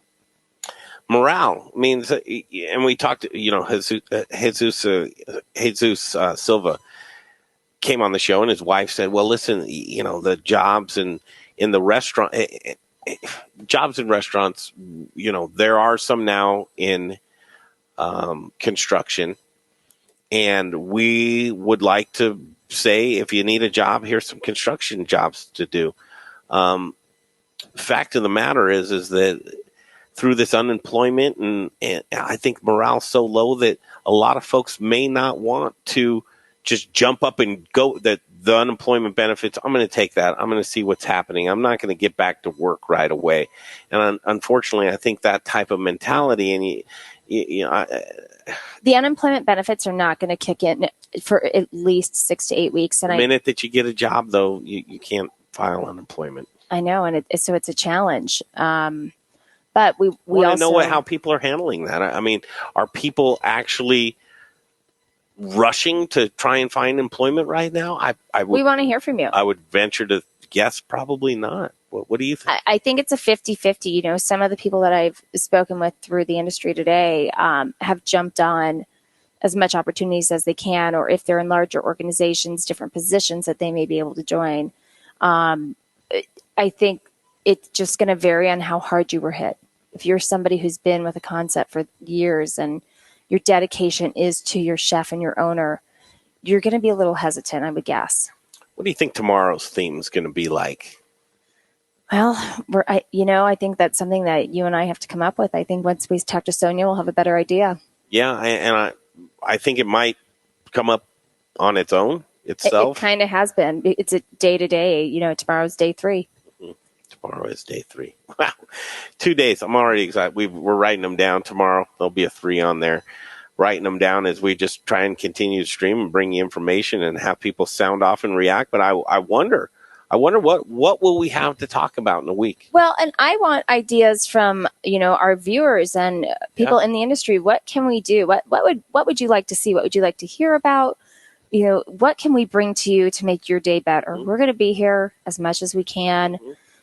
Streaming live to you, having guests share their homes and some other personal matters with us. But in all honesty, what do you need to hear and what do you want to hear? I have a feeling that what it's really going to turn into is sort of a resource stream. Mm-hmm. Folks right now, where do you go to trust good information? And if you can tune in and get anything out of this stream, is we just want to be that kind of beacon of light in the night. When things seem just very desperate and dark right now, we want to be there for you. It's kind of like just having the light on at night. We want to keep the light on for you. We don't want anybody to feel like they're alone in this, or that there's not a resource. I think that between all of us, our network and our industry family, which I keep saying is so tight, that there's a resource. We just need to know what you need to reach out to. It's taking a tremendous hit right now. It's still very surreal. I think a few of the things that we're also going to have to address in the coming weeks and months ahead is directing your energies towards positive things. We're all susceptible already to depression or anxiety or alcohol and drug abuse. I have a feeling that a lot of that's going to need to be addressed. And again, some of the things that we are looking, it's almost like, Rebecca, and here's where we get a little esoteric and just kind of shoot the breeze and talk and as we take it all in and wind down the day. An old saying is that wherever you go, there you are. Right. You can run as far as you want to. And I think right now what we're seeing is our nerves are very raw. Our nerves are so raw to where we're going to start to see, what happens when you're practicing social distancing and you're at home for a while, or you're laid off and unemployed and you don't have anywhere to go, or even you can't go anywhere. You're told not to go anywhere. Your nerves are going to get raw. You're going to start to be left with yourself. Again, that wherever you go, there you are. Well, there you will be. And in those period of times, that's when it's important to reach out to people. And I think that this is something that maybe will be a growing theme in the days and weeks to come, is how can we help pick up the pieces of now what's left with you? Right. And I think that will come. I might need it. Well, I think we're all going to need it. I think we are a social industry. This place here, Studio Kitchen, Home of the Modern Eater, is usually packed. On a night like this, we'd have all sorts of guests in, and due to social distancing, we can't, and we don't want to risk that. We don't want to look like we're having this great time in the midst of this absolute tragedy. Mm-hmm. So we're really here to be informative. But what happens when you're at home, you're alone, or you and your spouse have spent so much time together because you're used to being in your restaurant 18 hours a day that, there's nerves. It's just going to happen. Well, it makes that bottle look a little more attractive. Mm-hmm. It makes it look like where should I put that $20 to that delicious recipe that Carley recommended with some good vegetables, or or that bottle of Jim Beam. Well, I think that what we should start doing, this is just a thought, is, start taking some recipe ideas and do live recipes here. And, we can start with some gut health with Carley, where she's coaching us through the recipe cooking together. I think that's a great idea. And some nights that's probably what it should be. It's like, we don't want to, we want to be here and be that light on. Again, that light in the dark is always helpful, but we also don't want to just keep driving. We want to be helpful in those ways. So again, that's where it comes in. Rebecca, that's very smart, is give us those ideas. Give us the feedback. What are you needing? I know that it's real easy at the end of the day say, you know what, you guys just shut up. We need money. We need our lives to get back to normal. This is crap. This is terrible. But you know what? We're all in this together because every single person who touches this industry is impacted by this, from the bottom up and from the top down.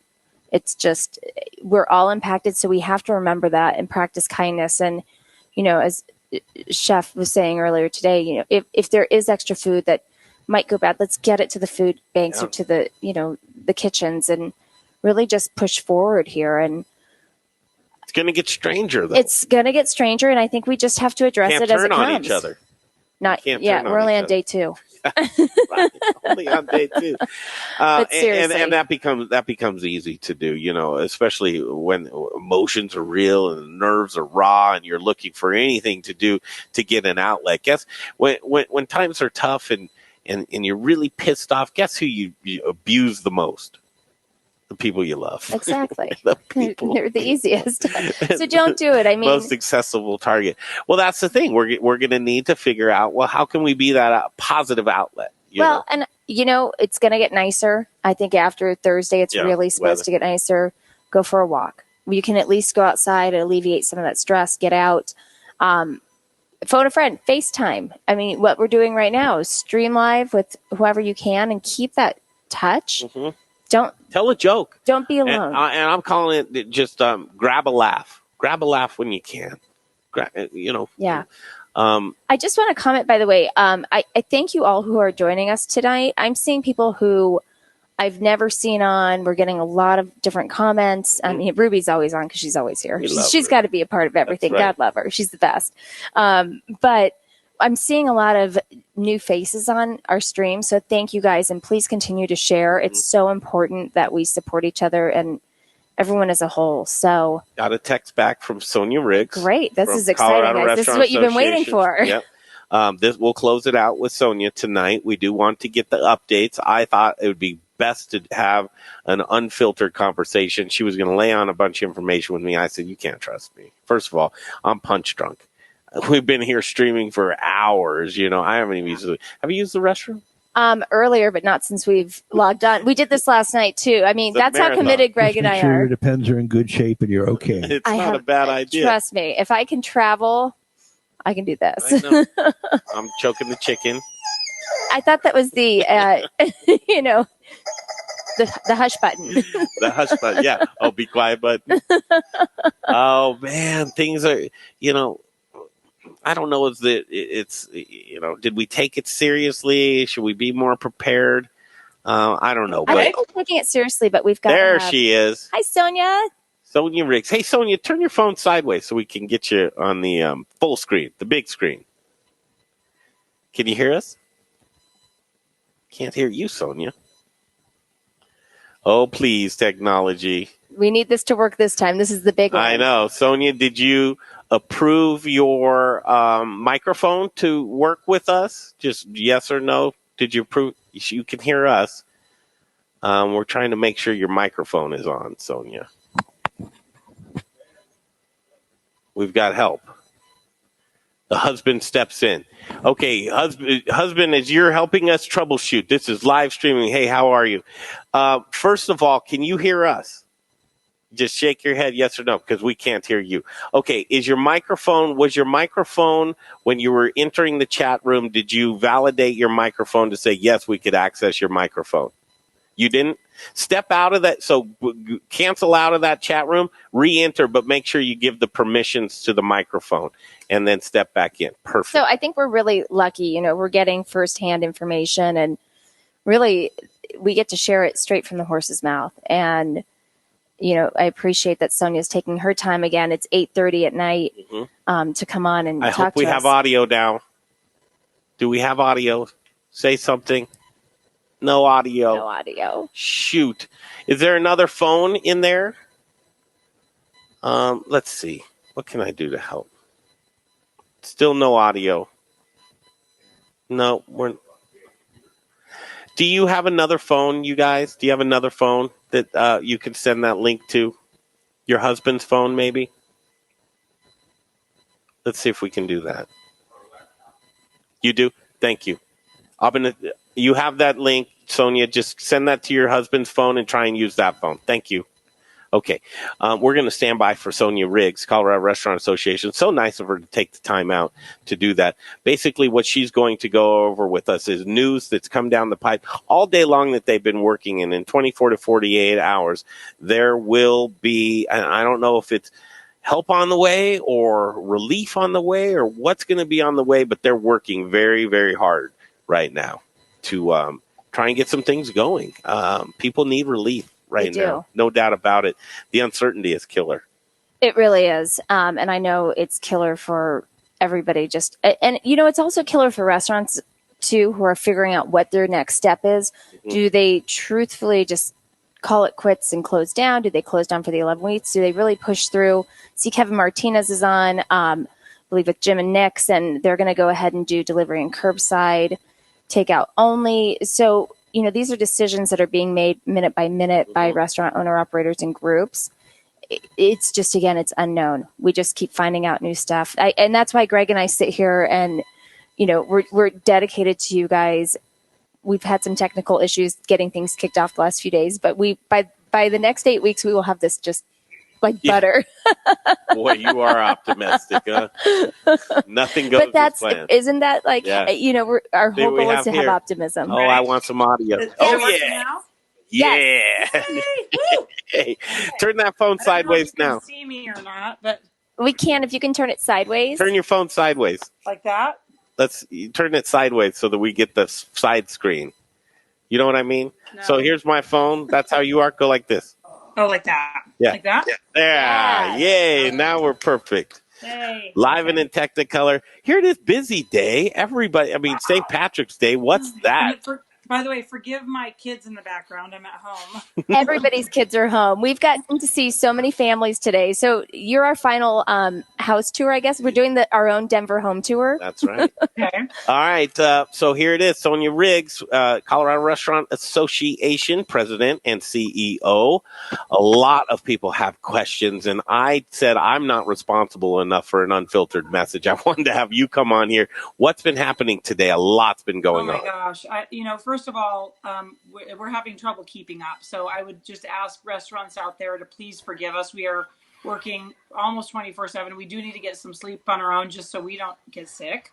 But I will tell you, it's been conversations with Senator Cory Gardner. We had a conversation directly with Michael Bennett's staff yesterday. We had a conversation with Congressman Doug Lamborn. We've had conversations back and forth with leaders of the city of Denver, with the state of Colorado, with a lot of members, with insurance companies, with labor law attorneys, nonstop, just trying to get the answers that we can get from everybody on what is happening in the next couple of days. I will say a big update we have is the fact that we believe within the next 24 to 48 hours, the federal government will pass a bill that will provide relief to employees. That's sort of step 2 in this whole process. Step 1 was providing funding for just the CDC and the work that they need to do to help understand what's going on, right? Next step, what we're looking for is provide to the employees who are losing their jobs or are underemployed based on what's going on. Once Congress is done with this, originally I heard they were going to recess after they figured out this employee part, but they heard loud and clear from all of us that businesses are suffering incredibly. And so the next step is going to be hopefully working on a package that provides relief to businesses directly. And that would look like either hopefully grants, very direct grant funding, and or 0% small business loans or any kind of loan. But we don't know what that's going to look like yet, but that's the very next step. So we hear they're going to stay in session for probably another week to get that done as well. Are you getting? Can I say one other thing? Please. On the state level, one of the things we've heard from a lot of restaurants as they're doing takeout and delivery and curbside pickup and drive-through is, what about the alcohol service? That would be helpful if they could provide alcohol, whether in sealed containers, obviously, wine, beer, even mixed drinks, frankly, if it was in the sealed container of some way. Is that something we get added? And so we're actively working with Liquor Enforcement Division. And I'm about to send a letter out tonight to the governor's office asking for that. But we've been mostly on the phone with liquor enforcement and other folks and Department of Revenue saying, you've got to relax these standards right now and these laws and allow for restaurants to be able to get product out to their customers. So it's going to do two things. It's going to help restaurants, stay in business they're losing 90% of their business at this point, or 70 to 90%. And their poor employees are suffering as well. We don't want them to go out of business for good. But the other side of it is it's customers are going to the grocery store and waiting in line with 50 other people. I'll be honest with you, my preference is to get curbside pickup or get delivery as opposed to waiting in line with 50 people I don't know where they've been. But either alternative, the grocery stores are running out of food. So giving another opportunity for people to get good food and hopefully try to save their local restaurant at the same time, I think is going to be crucial during this crisis. Lots to unpack there. Sonia Riggs, Colorado Restaurant Association.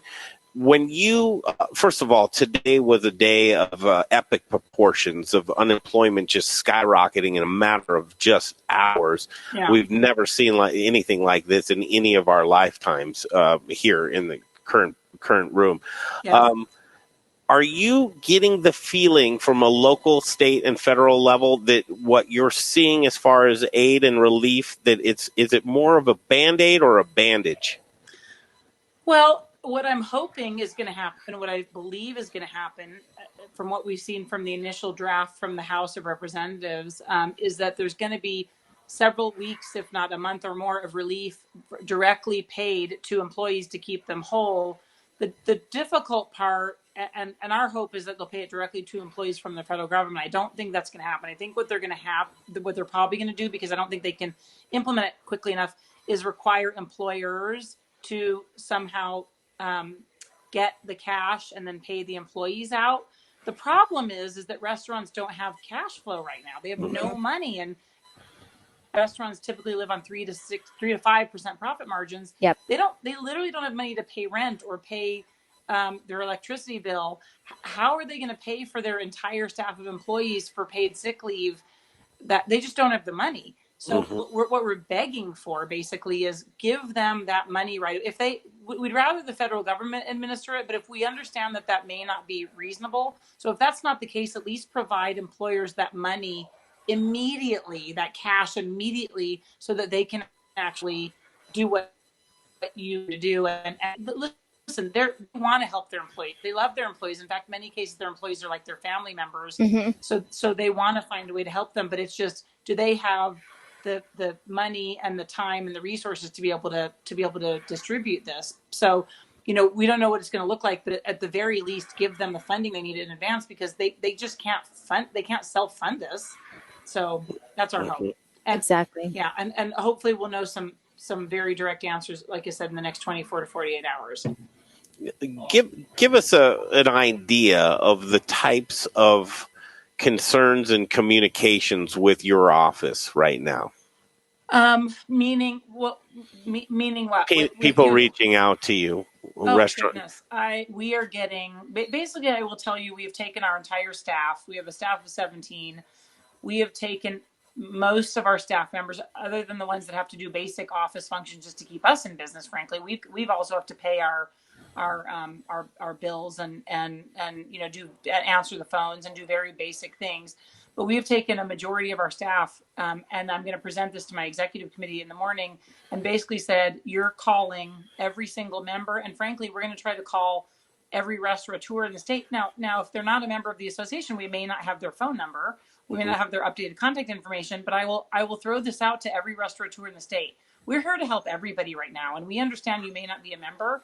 You can go to our website at www.corestaurant.org and get it. Coronavirus link is right on the front page. Get up-to-date information.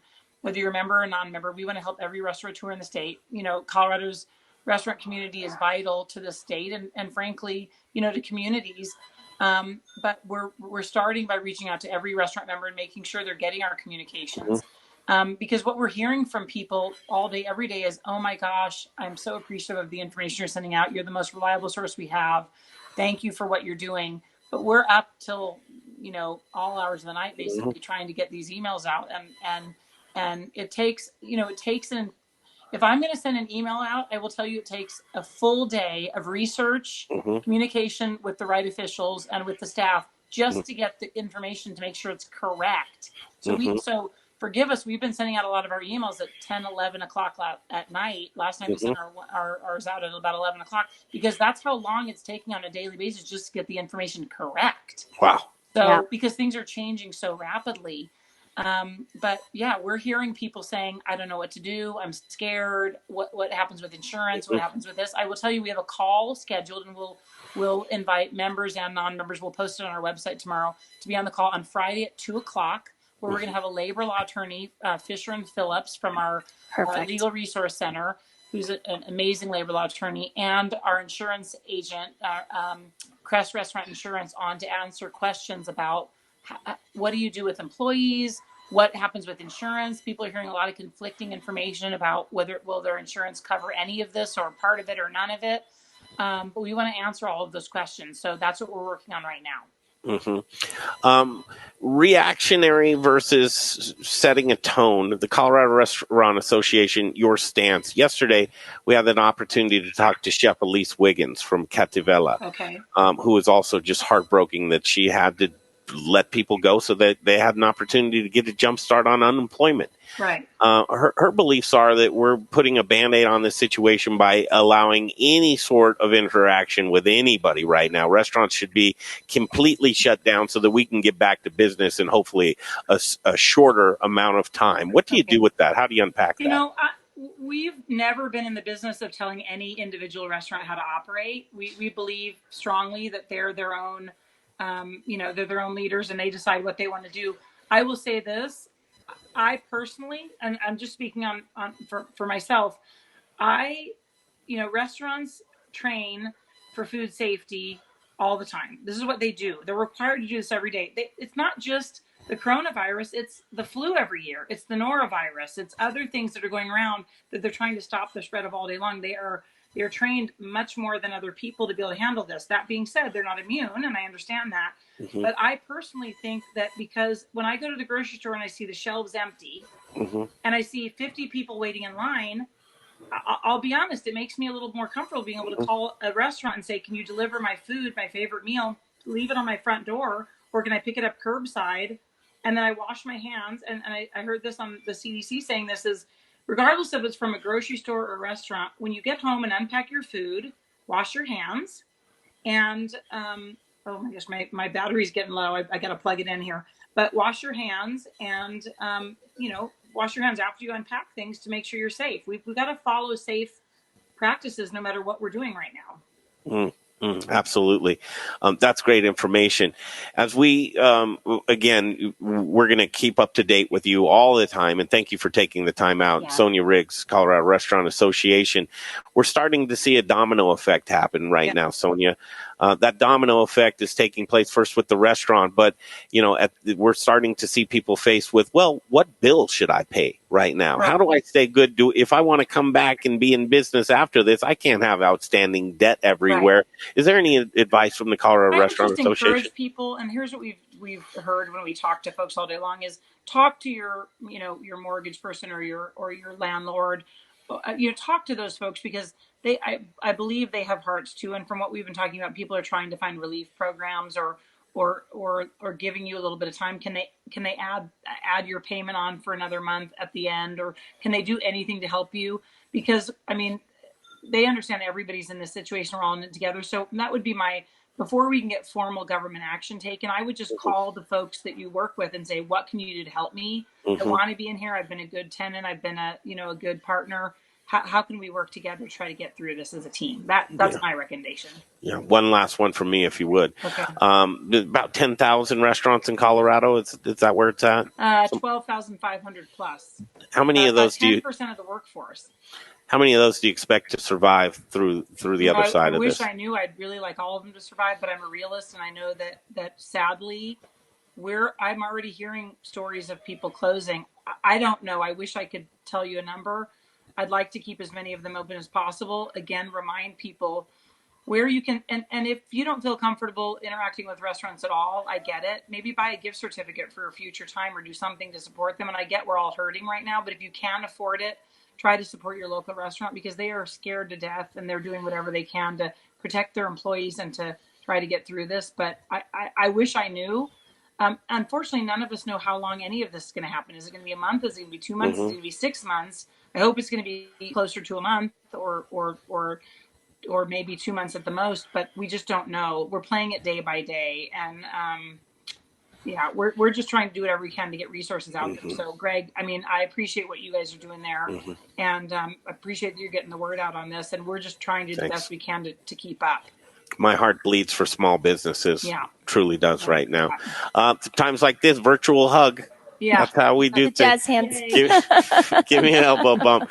Okay, we'll continue with you. Sonia, thanks so much. Sonia, thank you so much, and get some rest. Appreciate that. So Take care. Taking the time out, busy day. I mean, really that's fantastic. What you're doing. We appreciate you guys. All right. Thanks, Sonia. Thanks. Wow. I mean, it's a busy day for all of us all the way around. Sonia took the time, and I think that really shows great leadership.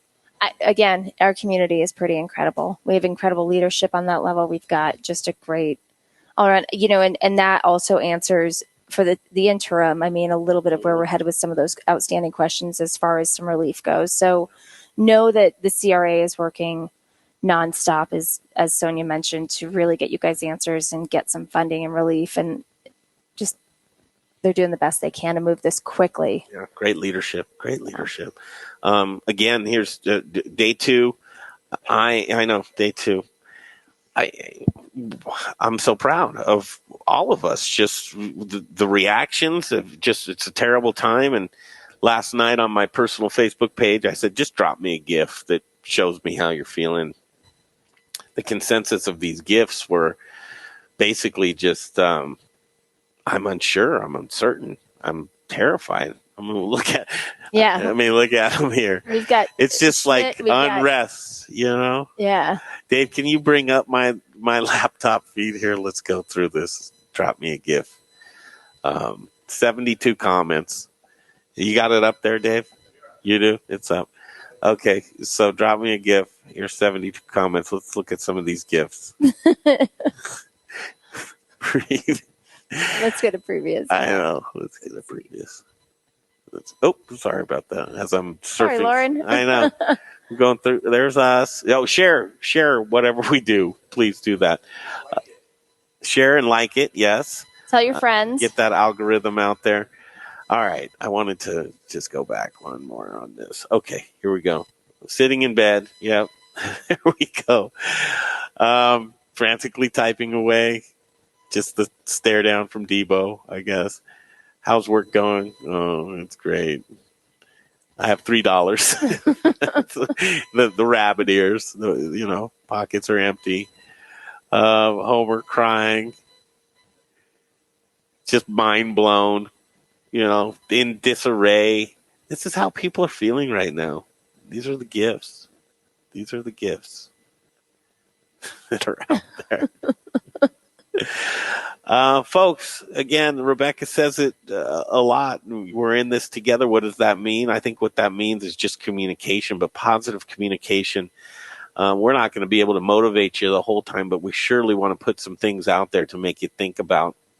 I'm thinking a lot myself, and I'm thinking the more and more, and as I look at these gifts, we're going to have to address some certain issues that were underlying before all of this, and health and well-being and mental health. And I think we need to be proactive on the mental health scale. I don't think that we can, as a community, afford to wait until reality truly sets in and rent's due and bills are due. I think we need to get a jump on that now. That starts with, internal health, immunity.